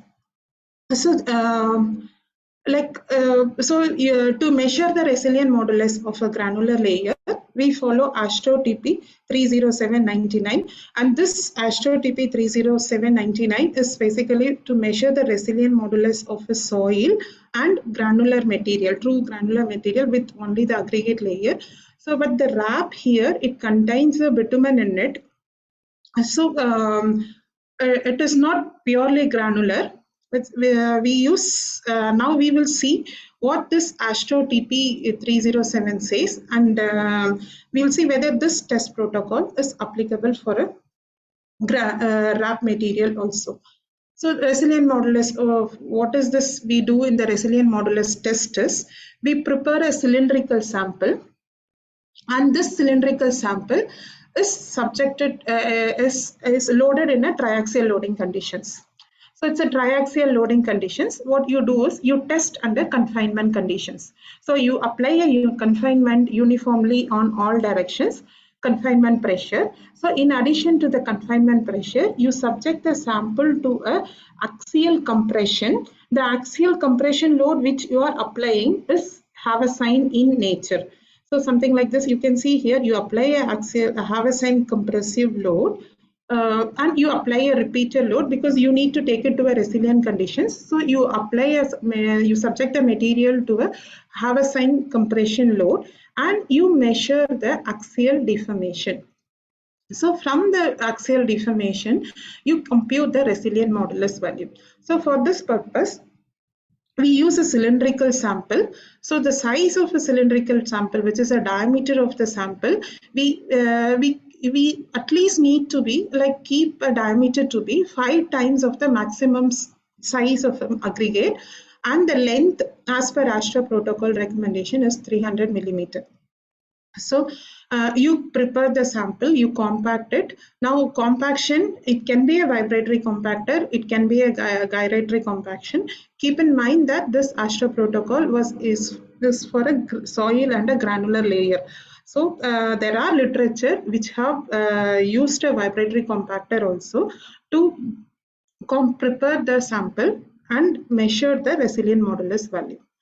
So now you apply a repeated Haaversine compressive loading with the confinement pressure. The catch here is this resilient modulus value is going to depend on what is the amount of confinement pressure you apply and what is the amount of deviatoric stress you apply. See, generally what we expect is if we define a modulus, we assume like modulus is independent of load what we are applying, but the resilient modulus here is going to depend on the confinement pressure and the deviatoric stress what we apply. So the protocol recommends to use a sequence of confinement pressure and a deviatoric stress to find out the resilient modulus. So this is a sequence which is used for this subbase material. Let us have a close look into this sequence.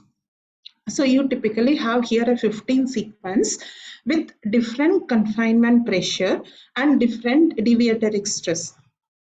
So deviatoric stress, here it is given as S cyclic. So this is a table from ASHRAE. You see that let us focus on the SI system of unit kilopascal. So you see here the confinement pressure of 103.4 kilopascal. Your deviatoric stress is 93.1 kilopascal. You, in addition to a cyclic stress, you also have a contact stress. Contact stress is generally kept as 10% of a total maximum axial load you added, and the contact stress is kept as constant throughout the test, and we vary the deviatoric stress in the pattern of Haaversine pattern. So the total stress, cyclic plus contact stress, will be the maximum axial stress here. So you have for different confinement pressure, you have different axial stress. And now when you see the number of load applications, so you have a number like 500 to 10,000. So what does it say? You apply a confinement pressure of 103.4 and you apply a contact stress of 10.3, and over that you apply a deviatoric stress with a maximum load of 93.1 for, let us say, 500 cycles.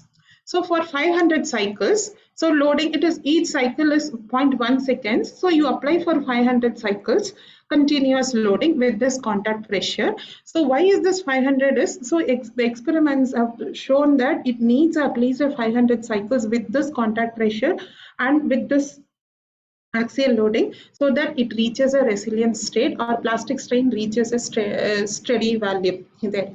So now once this 500 cycle is done, then go to next contact pressure of like 20.7 kilopascal.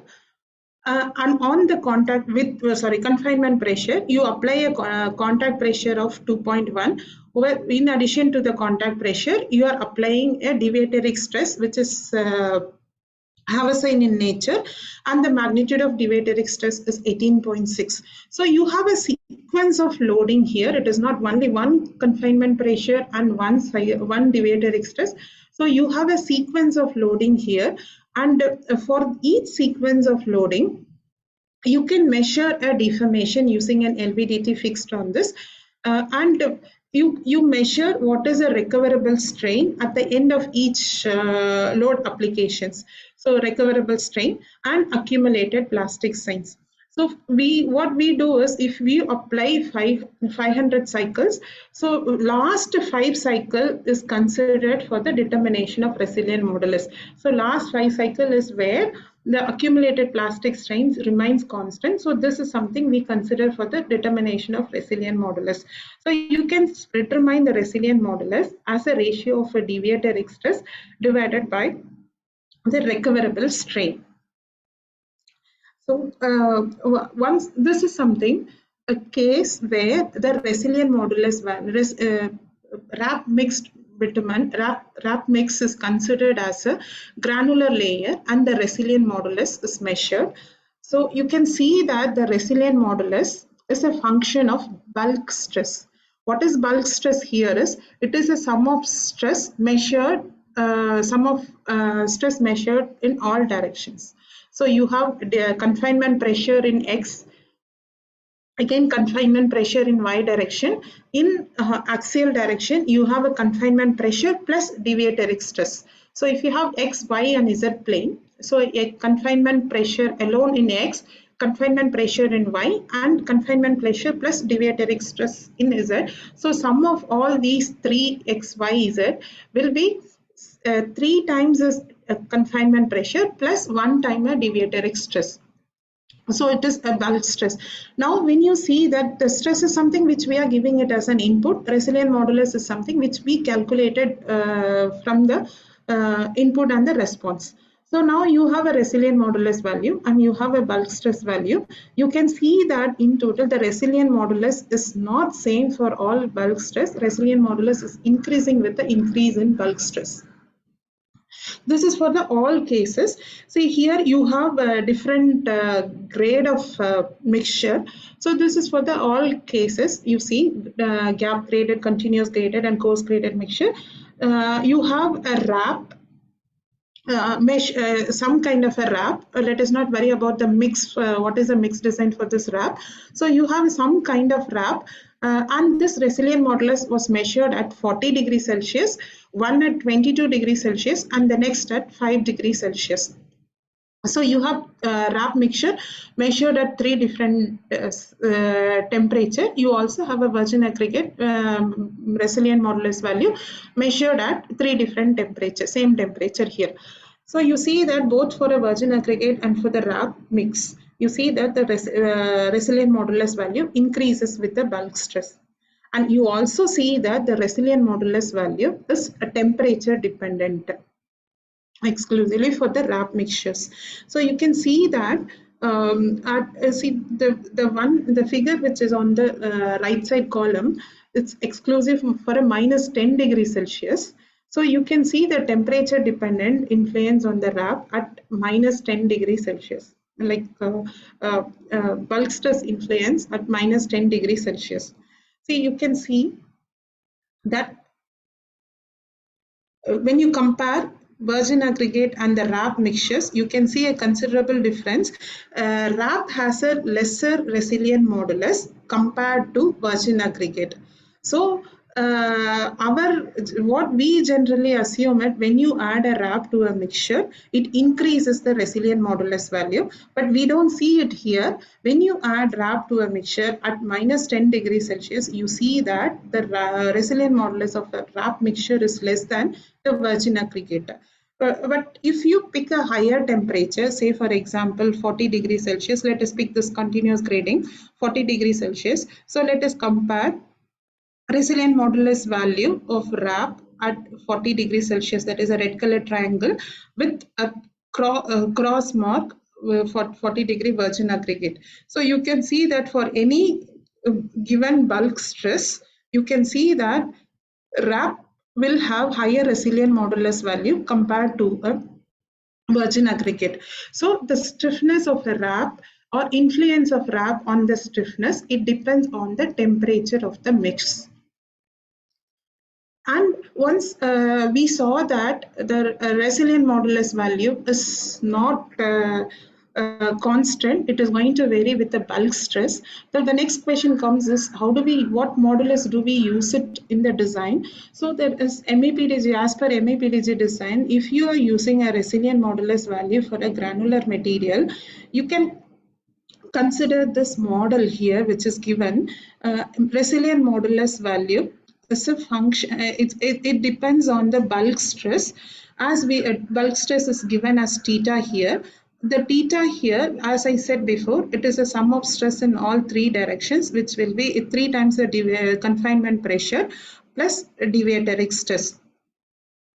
So now it is a function of theta, and this tau represents the octagonal shear stress, and you can define the octagonal shear stress to be this equations, or it depends on the deviatoric stress. It's a square root of 2 by 3 into deviatoric stress.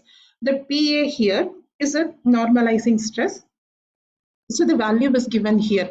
So now in addition to theta, PA and tau octagonal, we have 3 constants here, K1, K2 and K3. So this constants K1, K2, K3 are a regression coefficients which we need to determine from the laboratory test. So what we do is, see, we have a resilient modulus value as a function of different bulk stresses. Now we fit a model to these resilient modulus value. It is theta is y scale here, theta is y scale here. Now we fit a model to this, yes, this bulk stress versus resilient modulus, and we determine the coefficients K1, K2, K3 from the laboratory experiment, and we use these coefficients in the design. So this will take care of a condition that resilient modulus value is dependent on deviatoric stress and confinement pressure. So now we can see one example here for a wrap mixtures where the parameters, how the parameters K1, K2, K3 varies at different conditions. See, typically this granular, this equation here, resilient modulus equation, we call it as a different K theta equations, is used initially for a granular material, that is a pure aggregate layer. Now you can see the constants for constants for a wrap material with the different gradations at different condition, different temperature of a testing. So now just looking at the R square value, it tells that the model which is proposed here, this MAPDG model, is also applicable for a wrap material. So you can read down the variations of K1, K2, K3 value as a function of temperature here. So now we understand how to test the wrap material if you consider it as a granular material. Now let us see how to find the resilient modulus of a material in case if you use it in the hot mix layer, or if you use it as a bituminous layer. So IRC37 recommends to conduct a resilient modulus in such case using an ASTM D4123, but currently ASTM D4123 is a withdrawn standard. So I'm not just going to detail about ASTM D4123. Now we will see how to measure the resilient modulus value based on ASTM D7369. So this is basically an indirect tension test. So we have a sample, cylindrical sample. The cylindrical sample here is subjected to a compression, but it is, the cylindrical sample is kept in a diametrical directions, and you apply a compressive loading. The load which you are going to apply, the compressive loading, is again is a Haversine pattern of loading with 0.1 second loading and 0.9 second rest period. So in addition to this loading unloading conditions, consistently we give some minimum contact load so as to keep the sample in positions. So now if you have a total load which is including a contact load to be defined as P max as per ASTM, so you have a contact load to be constant applied throughout, and P cycle is the load which is varying, so you apply it in a Haversine pattern. So P cycle which we are applying is something P max minus P contact. This is the load which we are going to use in the calculation of resilient modulus. So the contact stress which we typically use for this test is as per ASTM recommendation is 8% of P max. So now we understand that it is a cylindrical sample we need to prepare. So this material what we have will be a mixture of it's a bituminous mixture which contains a wrap. So now what is the size of a sample is, you have a diameter of a sample to be, actually it is in an inches, so the diameter will be a 4-inch or you can use a 6-inch. So when you convert it to millimeters, so you have 101.6 millimeter or 152 millimeters. So you prepare a sample, you mix a bituminous mixture, you prepare a cylindrical sample of this diameter and a thickness of 1.5 inches or 2.5 inches. So you prepare this sample, a cylindrical specimen. So for the preparation of a cylindrical specimen, compacted specimen, you can either use a Marshall compaction or you can go with a gyratory compaction. So it is not only a laboratory test. This test protocol is applicable even for a field core samples. So we prepare it with a bigger size. You know the size of a gyratory compacted sample. So you core the sample, salt, and take it use this size for testing. So this is an indirect tension test. So what is the maximum load we apply? What is the P cycle we apply here is, it has to be in the range of 10 to 20% of indirect tensile strength. You know how to conduct an indirect tensile strength. So you conduct find out what is an indirect tensile strength and you fix the P cycle value in the range of 10 to 20%. So we have seen that the load duration application is 0.1 second loading followed by the rest period of 0.9 seconds. So we apply a repeated loading here. So the recommended test temperature is 25 degrees Celsius. This is a standard test temperature, but you can, if you are interested in, you can also find out the resilient modulus value at 5, 15 or different temperatures. It is always finding out the resilient modulus value at a lower temperatures or intermediate temperature may not be a problem, but when you go on higher temperatures, you really will face a difficulty while testing, finding out the resilient modulus here. So you have a cylindrical sample. You are going to apply compression load in a Haversine pattern. So now this is the sample here. Now where do we measure the deformation here?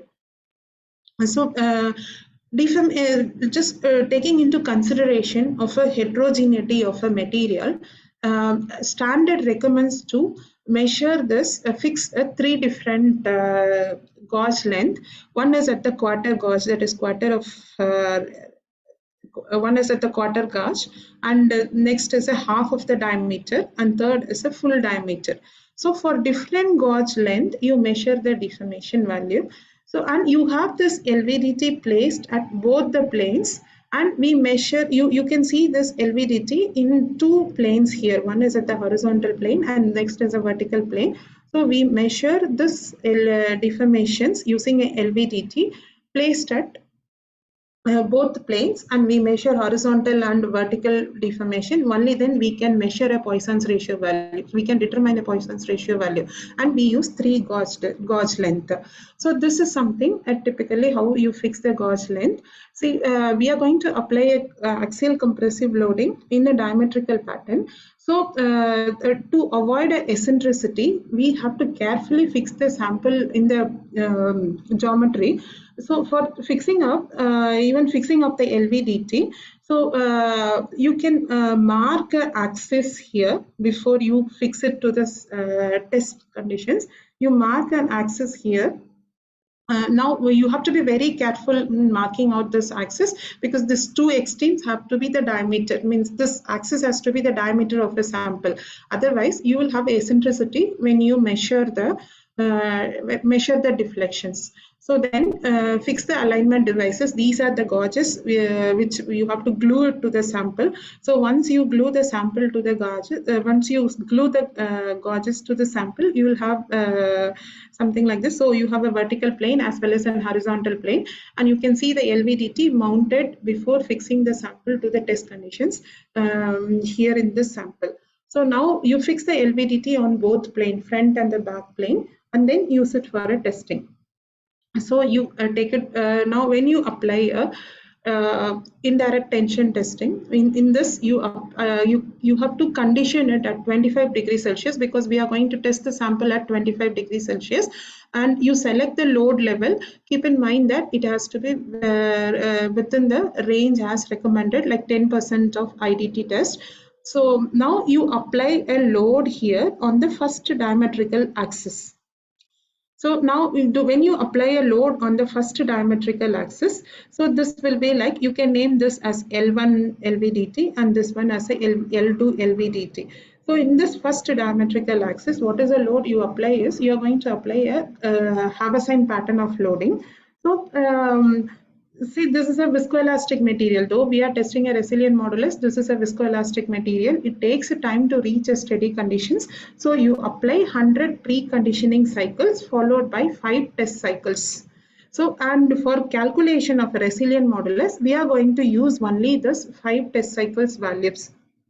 So after measuring this, now rotate this so that when you rotate in a, this is a condition which shows in a plane 1. Plane 1 can be your front and plane 2 can be the other side, if you imagine it to be the back side. So plane 1 you have 2 LVDT, plane 2 you have other 2 LVDTs, L3 and L4. So when this is your first set of reading, when you rotate it, this will be your second set of reading. L1 and L2 position will be like this, L3 and L4 position will be like this. So now you test it on the second, again apply the load and test it on the second diametrical axis. So when you are testing, it is something like you are applying a 10 pre-cycle conditions of Haversine loading with the 0.1 second loading followed by 0.9 second rest period, and then 5 test cycles, and followed by, we are going to use only this first 5 test cycles for computation of the resilient modulus. So we are applying a load in an Haversine pattern and we are measuring a deformation. So this is how typically the deformation pulse looks like. The blue color one is a load pulse. So Haversine pattern with the 0.1 second loading, followed by you have 0.9 second rest period. So the total duration for completing one cycle is 1 second. So now for this load, the response is a deformation pulse. You can see that the deformation pulse is not exactly the Haversine. The load is Haversine, but the deformation pulse is not exactly an Haversine. You can also see that the peak value of a deformation pulse is not falling on the same location of the load pulse. You have a lag here. This is because the material is viscoelastic, so you cannot expect the deformation pulse peak value to fall exactly on the load pulse. So now see this up to this peak value, it is a response due to an increase in load. When you are unloading it, you have the deformation value starting to decrease. Okay, so here you need to measure the resilient modulus value here based on this recoverable deformations. So here we have two types of a deformation. One is called as an instantaneous deformation and the second is called as a total deformations. So from this deformation at the unloading portion and the recoverable portion, we measure two deformations, instantaneous deformation and total deformations. Before we define what is instantaneous deformation and total deformation as per ASTM recommendations, let us understand this deformation curve in unloading portion and rest period. So you see that you have a curve which is something like a hyperbolic nature. See, but initially it is more like a straight line. So this curve, deformation curve, is divided into 3 zones where you have a straight portion of an unloading portion. See, the straight here does not start from the peak value and it is a small distance away from the peak value, small time away from the peak value, because the response is viscoelastic. So immediately you cannot expect this. This will not be a straight line. So you have a deformation is reducing in a straight line pattern, followed by you have a curved portion. So this curve can be divided into two portions. One is at the middle and the next one is at the end. Now, how do we break this into 1, 2, and 3 point? As like you have a deformation here, it is applicable for both horizontal deformation as well as vertical deformations. Remember, we have two LVDTs, we measure two deformations. So this is applicable for both horizontal deformation and vertical deformations. So what we do is we fix the straight line here. For the straight line here, using an equation y is equal to a plus bx, it's a typical straight line equations. So what is the point we consider here is, it is from a T1, which is a little away from the peak value, to T2 point, we fit a straight line. So we will define a T2 here in the next slide. So from T2 to T3, we fit a hyperbolic function, hyperbolic functions where y is equal to a2 plus b2 by x. So these constants a2 and b2 are obtained by a curve fitting. And the third curve, which is from TC to TD, which is again another hyperbola, but these constants A3 and B3 are different from the previous constants. So this curve fitting will also be used to avoid the undulations or small noises which we get when we record the deformation with the test samples. So this is what we have. Now, what is the definition of an instantaneous deformation is? So it is a deformation from the unloading cycles. Okay, it starts from the T1 point and it is up to the, you draw a tangent. This is a straight line. You draw a tangent which is exactly starting at 55% of a rest period. So T55. So you draw a tangent to a hyperbola. Now you know the hyperbolic equation. You draw a tangent to the hyperbolic equation exactly at T55. What is this 55? Is 55% of a rest period. So how do you calculate the time exactly corresponding to 55% of a rest period is, our rest period time is 0.9 seconds. So 55% of 0.9 seconds plus 0.1 second loading unloading period will be our time corresponding to 55% rest period. So now you draw another tangent. So this is where the deformation is, maximum deformation is reducing in a shorter period of time. So we call this as an instantaneous deformation. So you record an instantaneous deformation here. And the resilient modulus is defined as a deviatoric stress divided by an instantaneous deformation. So we define a resilient modulus, one resilient modulus value based on an instantaneous deformation, and other resilient modulus value, we define it based on the 90% means deformation corresponding to 90% rest period, that we call it as a total deformations. So before we see the slide of a total deformations, let us understand what are these, what are the times period corresponding to different rest period. So as I told you, if you take 40% rest period, it is 40 into 0.9 plus 0.1 second, it will come to 0.46 seconds. So starting from TM up to 0.4 seconds, you fit a straight line. So this is a straight line point.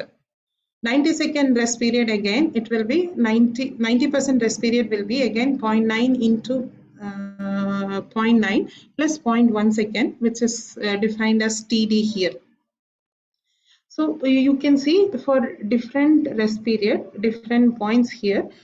So now we have defined an instantaneous deformation. Now what is total deformations? So total deformation is from it's a deformation recovered during a totally during in one cycle, but we don't consider it as 1 second at the end of 1 second. This is because, so this will have at the end of 1 second will have an influence of second cycle. So we consider a deformation corresponding to 90% of rest period. So 90% of rest period is something which happens in the time of 0.91 seconds. So 90% of rest period. This is defined as a total rest period. So to consider the variability here, like exactly at the 90%, instead of measuring at exact one point, what you can do is measure corresponding to a deformation corresponding to 85% rest period and 95% rest period, and take an average. You will get the total deformation recovered after 90% of a rest period. So now we define this as a total deformation, and you define a resilient modulus value based on this 90% deformation, and you define a resilient modulus based on the instantaneous deformations. So the resilient modulus definition here is not so simple as what we defined in the granular layer.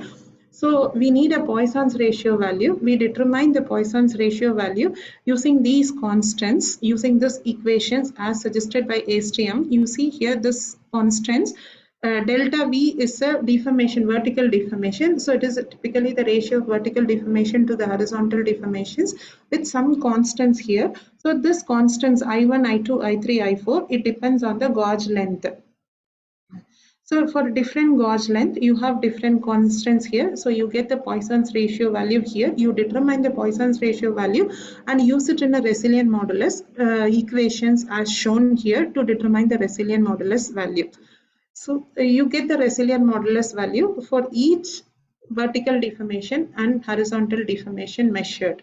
So we are doing 24 tests here, one at the two phases and two phases and two plane, and AICTE recommends to measure at least 3 samples. So totally you will get 24 resilient modulus value for one sample. Take an average of 24 data and use that as a resilient modulus of a mixture. So this is what AICTE recommends. Now we will see how the resilient modulus of wrap binder varies at different temperature. So now you can see that this is a resilient modulus value for measured for different proportion of wrap at different temperatures. So now again here you can see this is at the increasing order of wrap proportions. The first one is 0% wrap, 15%, 35%, and then 50% of wrap. So you can see that at 4 degrees Celsius, you can see that the resilient modulus of a wrap is not greater than the one without wrap. That's why it's a temperature dependent. So it is not so stiff. Wrap material is not stiff at 4%, but when you see the resilient modulus value increases when compared to the virgin material or with a 0% wrap at higher temperatures. So the next experiment, next laboratory test is dynamic modulus measurement and phase angle measurement. See, this is dynamic modulus measurement and phase angle measurements. We do it for a viscoelastic material. So we know that the viscoelastic material exhibits a time or a frequency dependent behavior. So as this material exhibits a frequency dependent behavior, we expect the modulus value to be dependent on the frequency.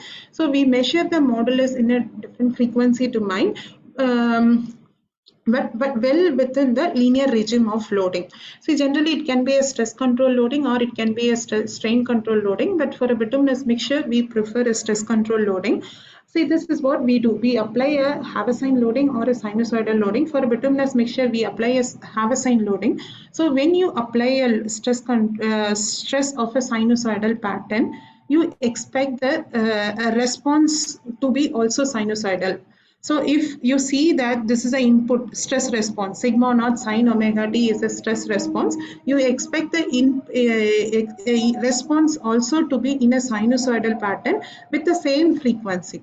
So the first sigma naught sine omega t is what you are controlling. The response is what epsilon naught sine omega t minus phi. Phi is a phase angle here. So what is this phase angle represents it? You have a lag between the stresses and strain. The time lag between the peak stress and peak strain is what we call here as a lag. So you see that the input response and output response is of with the same frequency here exhibit. This happens only when the response of the material is in the linear regime. So now with this input response, with this sinusoidal input and the sinusoidal strain output, you can define a resilient modulus, you can define a dynamic modulus value, which is the dynamic modulus value, which is nothing but the which can be defined as two portions. One is a storage modulus part or in phase component, and the other one is called as a loss modulus part or an out of phase component here, or the mod of this dynamic modulus, norm of this dynamic modulus, which is defined as sigma naught by epsilon naught, is what we call it as a dynamic modulus here. Phase angle is nothing but the difference in time between the peak of stress and the strain waveform, and you can measure a phase lag using this expression. So this is how typically we prepare the sample. Let me skip this and come to the experimental test protocol. So we use a cylindrical sample of 100 mm diameter, 150 mm height, and this is 4% air void. It's not necessary that you have to use this testing only for a 4% air void. This is you can use it for nearest any air voids here. You apply a Havasan compression loading. The temperature we use 0 to 60 degrees Celsius and a frequency varying from 0.01 to 25 Hertz. So we use these dynamic modulus and phase angle value in a MEPDG design. So in that MEPDG design, what we use is like it is frequency varying, temperature varying from, actually this is minus here, minus 10, 4.4, 21.1, 37.8 and 54 degrees Celsius, and the frequency, these are the frequency we tested, and we use the dynamic modulus value and phase angle measured at this temperature and frequency in the design. So what this dynamic modulus test is, we use a AMPT for measuring the dynamic modulus and phase angle. So it is again a triaxial loading. So you apply a load, here. The load cell is capable of applying a repeated Havasan loading. So it is a compression loading, you apply it, and you measure the deformation, and using an axial LVDT which is fixed here, you can conduct this test with the confinement pressure or without a confinement pressure. So you also need to apply a contact load. We take 5% of a dynamic modulus, 5% of a dynamic load, that is this way Havasan load, peak of a Havasan load, 5% is what we consider it as a contact load. So again, we keep the contact load as a constant. We apply a repeated compressive loading, Havasan compressive loading. So what is the magnitude of load we use? It all depends on what is the strain value we are expecting. See, we want the response of the material to be linear, so we keep the strain value. We say that when the strain value is in the range of 75 to 125 microstrain, in the in the unconfined conditions, we expect the response of the material to be linear. So this is the response we get. So when we keep the response to be in this region, we expect that the response of material is linear. So you find out what is the load corresponding to this strain and use it for testing. So how do we do that? We apply a seed loading cycles initially for an assumed modulus value. So you have a seed loading cycles. This will adjust and apply a load correspond so that the deformation will be in this range, strain will be in this range. So typically we apply 20 cycles for each loading conditions. This is the level of peak load, peak stress value we apply at different temperature. This is what typically it will vary for the corresponding 75 to 125 microstrain. So you apply, if you are conducting a test at different frequencies, what you do is, initially you apply, you give a seed modulus, you apply 5 cycles of loading. So this seed modulus, based on this response, the modulus will get adjusted and you will get the load value, final load value, corresponding to a strain that is mentioned here, and then followed by you apply another 5 cycles. And so that is 5 cycles is again a readjusting cycle. The final 10 cycles what you apply is used for finding out the resilient modulus value. So once you complete the first frequency, generally we test high frequency first, then move to the next frequency cycle. So we go from high frequency to low frequency. If you are using a same sample for testing, because it is a non-destructive testing, like we use very small stress value for testing. So if you are using a same sample for testing, you can move from low to high temperature. So this will be the typical response. You apply a Haversine loading and you measure the strain value. You measure the deformation, you can find the strain value. So this will be the typical strain value. You see here, there is a residual strain at the end of every cycles. So the strain is not completely it's not completely zero here at the end of every cycles. So the strain is getting accumulated here. This is because you don't have a rest period. It is a viscoelastic material. There is a lag in the material, so you don't have a lag time here. So you get the peak strain value. You get the strain wave to be something like this. Now the dynamic modulus is defined as a ratio of peak stress to peak strain. Now how do we measure the peak strain value? So it is to measure this peak strain value and the peak stress value, we fit a curve to this equation, stress and strain. The curve will be, so it's a Haversine or a sinusoidal pattern. You typically fit the curve of this form, A naught plus C1 into cos omega naught T plus theta.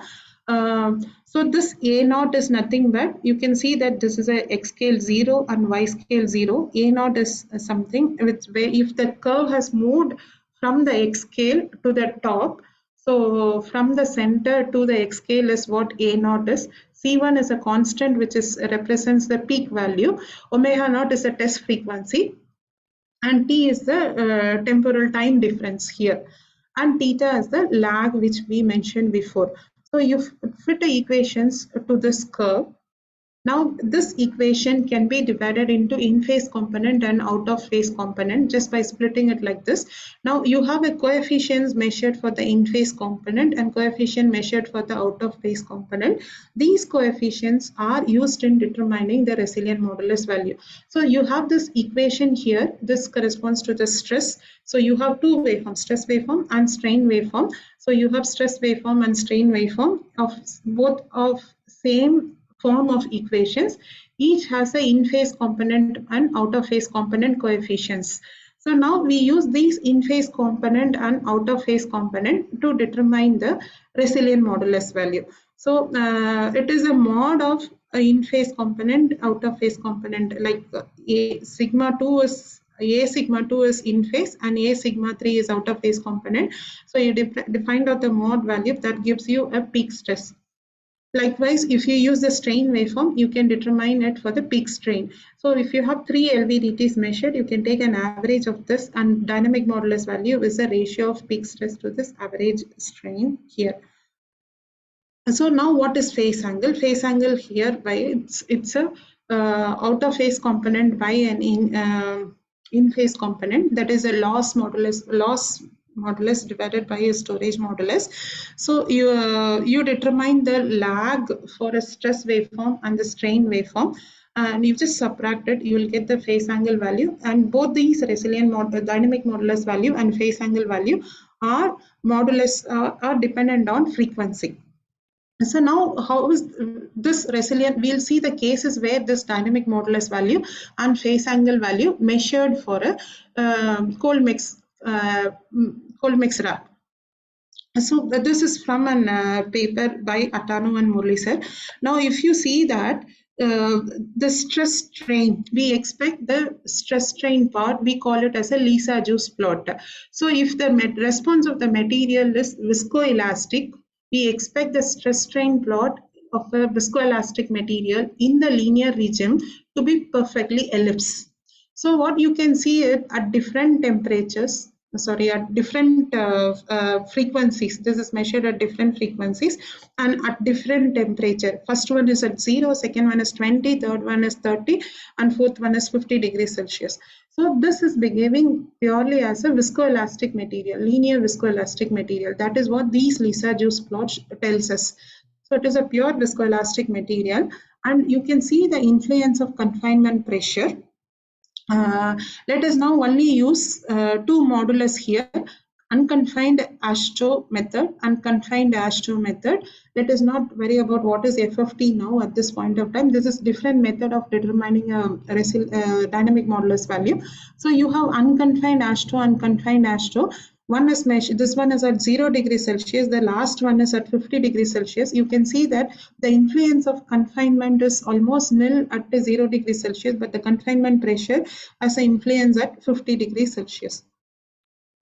So now you can use these dynamic modulus data and a phase angle data to plot a master curve, and finally these master curve will be used in the design.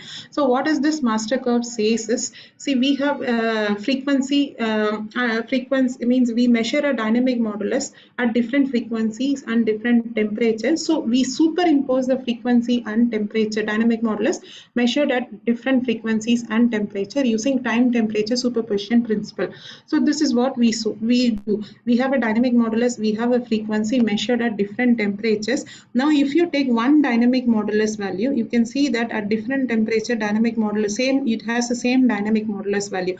So what we do is we just shift this curve horizontally so that the X scale is extended here. So it is typically an horizontal shift. You see here the schematic of shifting here. You shift the data horizontally so as to get the one curve, master curve, at the reference temperature. Now this is the reference temperature what we use. You are shifting the other data to this reference temperature, and we get the master curve at the reference temperature. So this use of master curve at reference temperature is we get the data for an extended frequency from the test, and it is like at one specific temperature at very extended length is what we get it.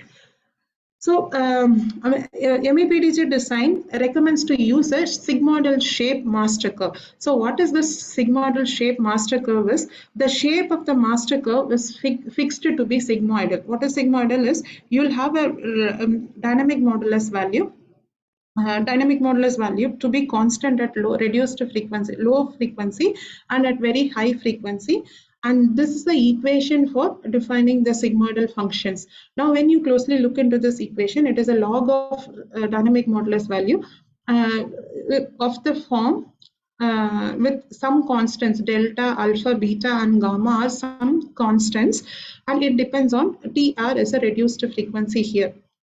So this delta here is the dynamic modulus value at very low frequency, and alpha, beta, gamma, these are another curve fit parameters. So when you use this when you plot a master curve for a cold mix asphalt using sigmoidal functions, you can see that these are the parameters used. So what is the catch here is, you have a master curves here. So the master curve for unconfined and confined, you can see the difference here. At low frequency, you have a difference in the confinement and unconfinement, but not at a high frequency. The thing is here, when you plot a master curve for a phase angle, see, we expect the phase angle to be consistently decreasing as increase in a frequency, but that is not happening here for the cold mix asphalt. So you can see a different trend than a HMA mixture here. So these are few experiments that was conducted on a dynamic modulus of a cold mix asphalt. I did not include any of the sample here for a HMA mixtures because those data are typically the same as normal HMA mixtures. So I did not include those here. Thank you so much for your patience listening. I'll be happy to answer your queries here. Before proceeding to the discussion session, I would like to invite Ms. Industry for thanking Dr. Padmarekha.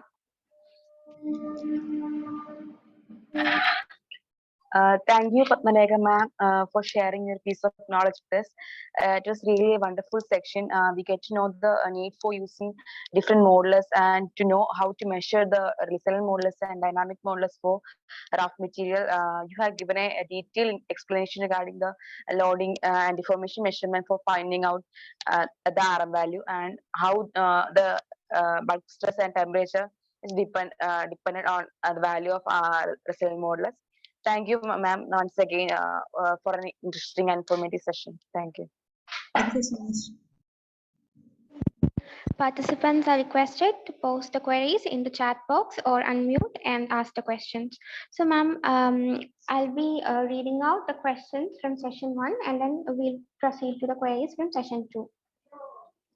So, the first question is from Jay from BITS Hyderabad. This is from session 1. Can we extract this aged binder from huge scale wrap material? We'll be able to do it. The procedure is the same, but it is just the volume that we'll be handling. You can imagine the amount of solvent that we have to use to mix this material, subject them to a centrifuge kind of procedure, and then use a rotary kind of setup to evaporate all the solvent. So I think it is just the setup that is required. Otherwise, the procedure is straightforward. But how do we implement this on a large scale? That is going to be a challenge.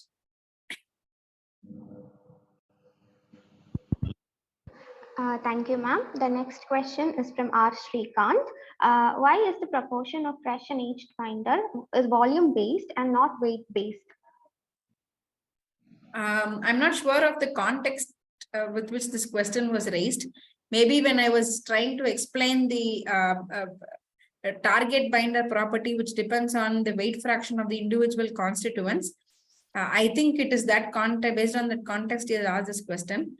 For the volume proportion, it could be either based on the weight or volume. That is fine. It is only what is the proportion of the material that you're taking into, the two proportions and what are the properties of these two materials. Okay, ma'am. The next question is from M. Surendranath in IT Calicut. How important is it to study the molecular structure in understanding the behavior of wrap binders or wrap and virgin binder blends? Okay, so this is a very, very interesting area that many of us are interested to venture, but still we are kind of staying away from that, considering the complexity involved. Ideally, studying the blending between wrap binders and virgin binder is very important for all the reasons that we had discussed, but at the same time it is challenging.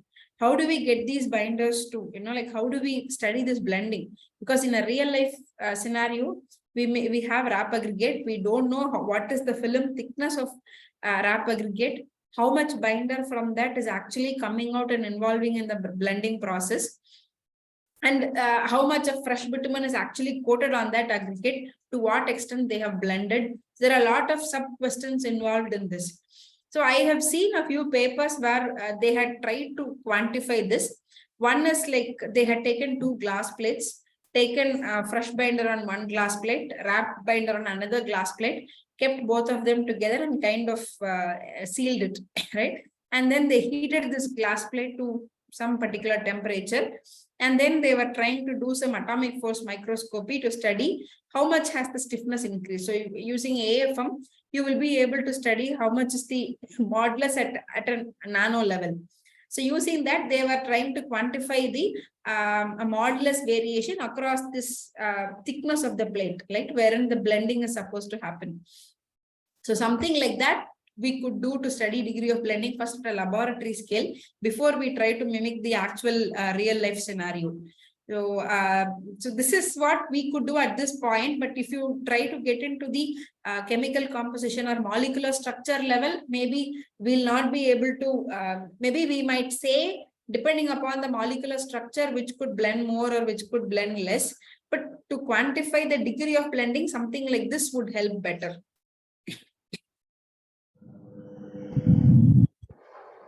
Okay, the next question. What are the challenges in achieving 100% degree of blending? I do not know whether we'll be able to achieve 100% degree of blending. If you look at many studies, they say what the binder availability and the degree of blending is only a partial stage. So to achieve a higher degree of blending, maybe the wrap binder has to be relatively young wrap, with whose viscosity is something similar to that of a VG30 kind of binder. Then we have to mix, again, the fresh binder should be also relatively soft. We mix them at relatively high temperatures for sufficient amount of time. So if we provide these kind of this scenario for blending, maybe we could increase the degree of blending, but still I wouldn't say that we would be able to achieve 100% degree of blending in any of these cases. But if we modify the mixing conditions, test conditions, we could achieve a higher degree of blending, right? That is, the more amount of time that you keep this mix at elevated temperature, this wrap binder will soften and try to mix better, right? So that could happen. But again, I'm not sure whether we'll be able to achieve 100% degree of blending in that case. His next question is how to achieve proper blending between the wrap binders obtained from different sections along a particular rod. Maybe I think this question is with regard to the variability in wrap from different sections that we will not be able to achieve.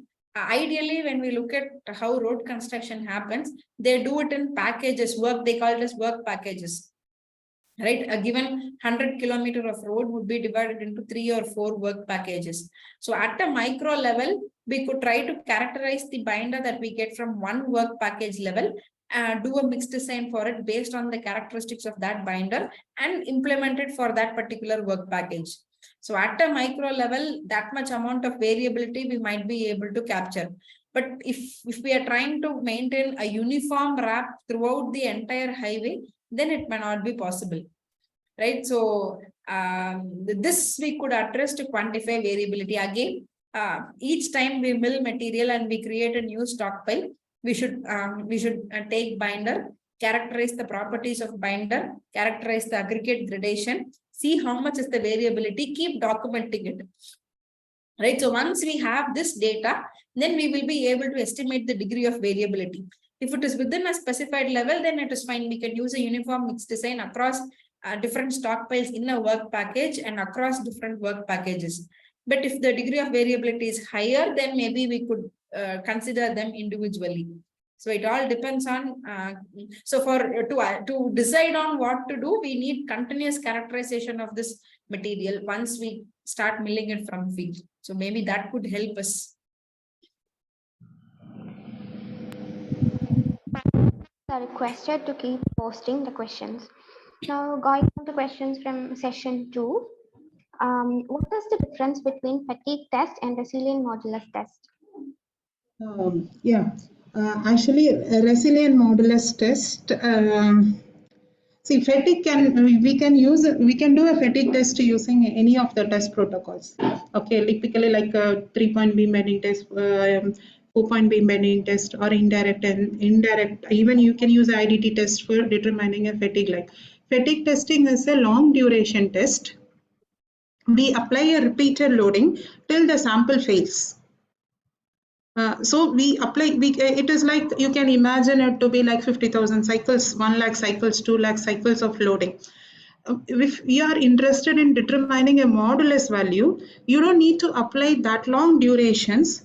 As we saw, it is like 100 cycles of loading is sufficient enough to reach the steady state and determine the modulus value. So you can use a IDT there are literature which uses a IDT test itself for finding the fatigue life, but it is a long duration test. So you subject the sample to loading till failure conditions. The next question is, can we use AICTE-307 for determining MR for bound granular material? What is AICTE-T307? I need to check it. I don't remember what is AICTE-T307. That is the code that we use to measure resilient modulus for granular material. Padma, can I answer this? Yes, sir. Yes, sir. I'm sorry, I'm not able to put the video on. See that traditionally the resilient modulus of granular material is defined for an unbound material. It is not defined for a bound granular material. Okay, so now there are basic assumptions behind the definition of resilient modulus. So that means the material should reach a shakedown and start showing a resilient elastic response. Now, when we have this bound granular material, the response of the material is now more dictated by C and phi, and most of this shakedown response that you are seeing may not necessarily show up here. So when you try to use this MEPDG's model, which has three components, K1, K2, K3 as the material parameter, there are some strong relations this K1, K2, K3 should exhibit with confinement pressure. They might show some counterintuitive response. So one needs to be very careful when you are trying to measure the resilient modulus of bound granular material as per T307. There are many European protocols in which you can actually run this test for 10,000 cycles, because you might actually need 10,000 cycles. Mostly in T307, you run only 500 plus 1,500 cycles. 500 initial cycles plus 15 sequences, each sequence 100 cycles. But there are a RILEM protocol in which they ask you to run for 10,000 cycles, and maybe at that time you could get this kind of information. I hope I answered this question.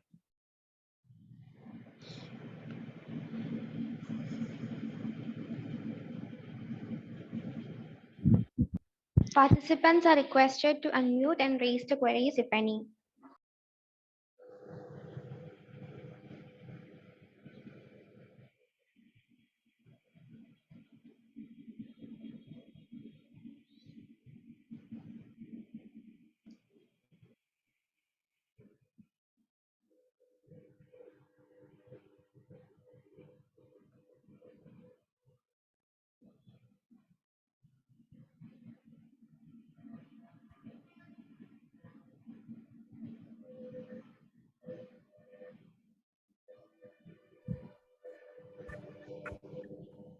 So dear participants, you heard two good lectures, and both the speakers introduced the topic beautifully. So now you should utilize this opportunity to ask more questions from them.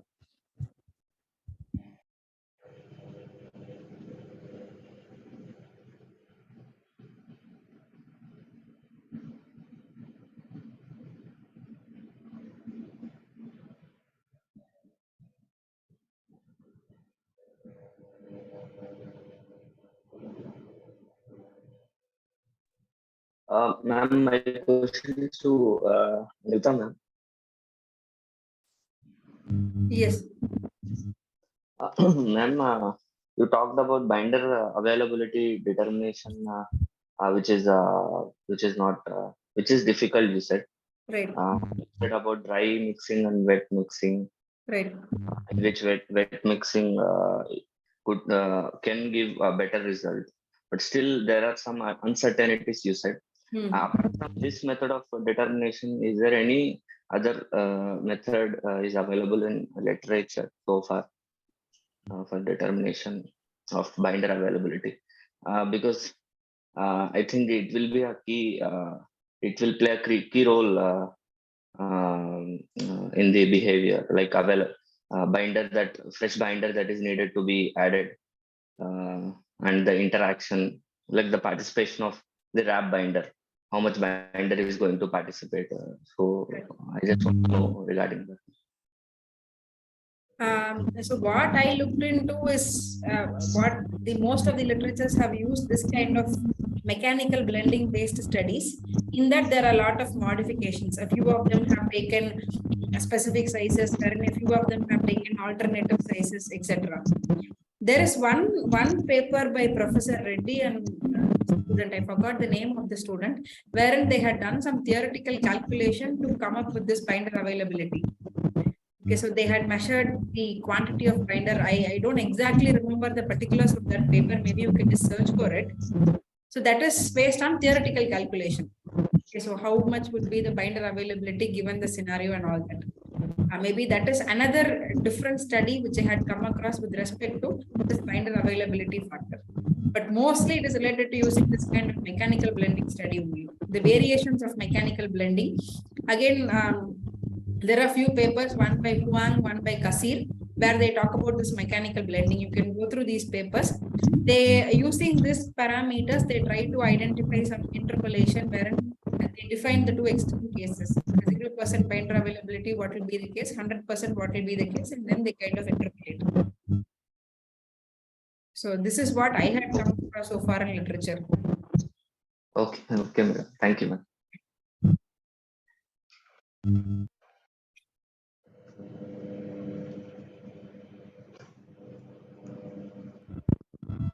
Hope there are no more queries. So I would like to request Tushara ma'am to say a few words. Thank you, Dr. Nivitha and Dr. Padmarekha, for such a wonderful session. You have gone through very intricate detail of the binder characterization as well as determination of modulus of for both regular as well as the wrap mix design. So I think it will be great beneficial for all who has listened here, and we can see that the participation is still mostly everyone is still present here to listen to you. So that itself indicate the amount, the curiosity they are having in this particular area. And we will keep on discussing the other aspects related to the mixture characterization on tomorrow's session. So with that, I think we can wind up today's session. Thank you all the participants for your presence and your interactions with the speakers. So we'll close today's session and we'll meet again tomorrow at 7 p.m. Thank you. Asha ma'am. Hello, Tushar, I'm here. Thank you, Nivitha, and thank you, Padmarekha. Very interesting presentation. I hope the participants would have liked it. They enjoyed it because we get a lot of queries to get the presentation today itself so that they can go through it. So that shows the amount of interest both of you could generate.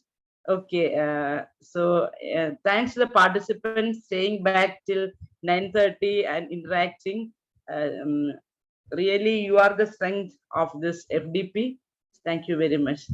So we'll meet tomorrow. Good night. Good night to all. Thank you, ma'am.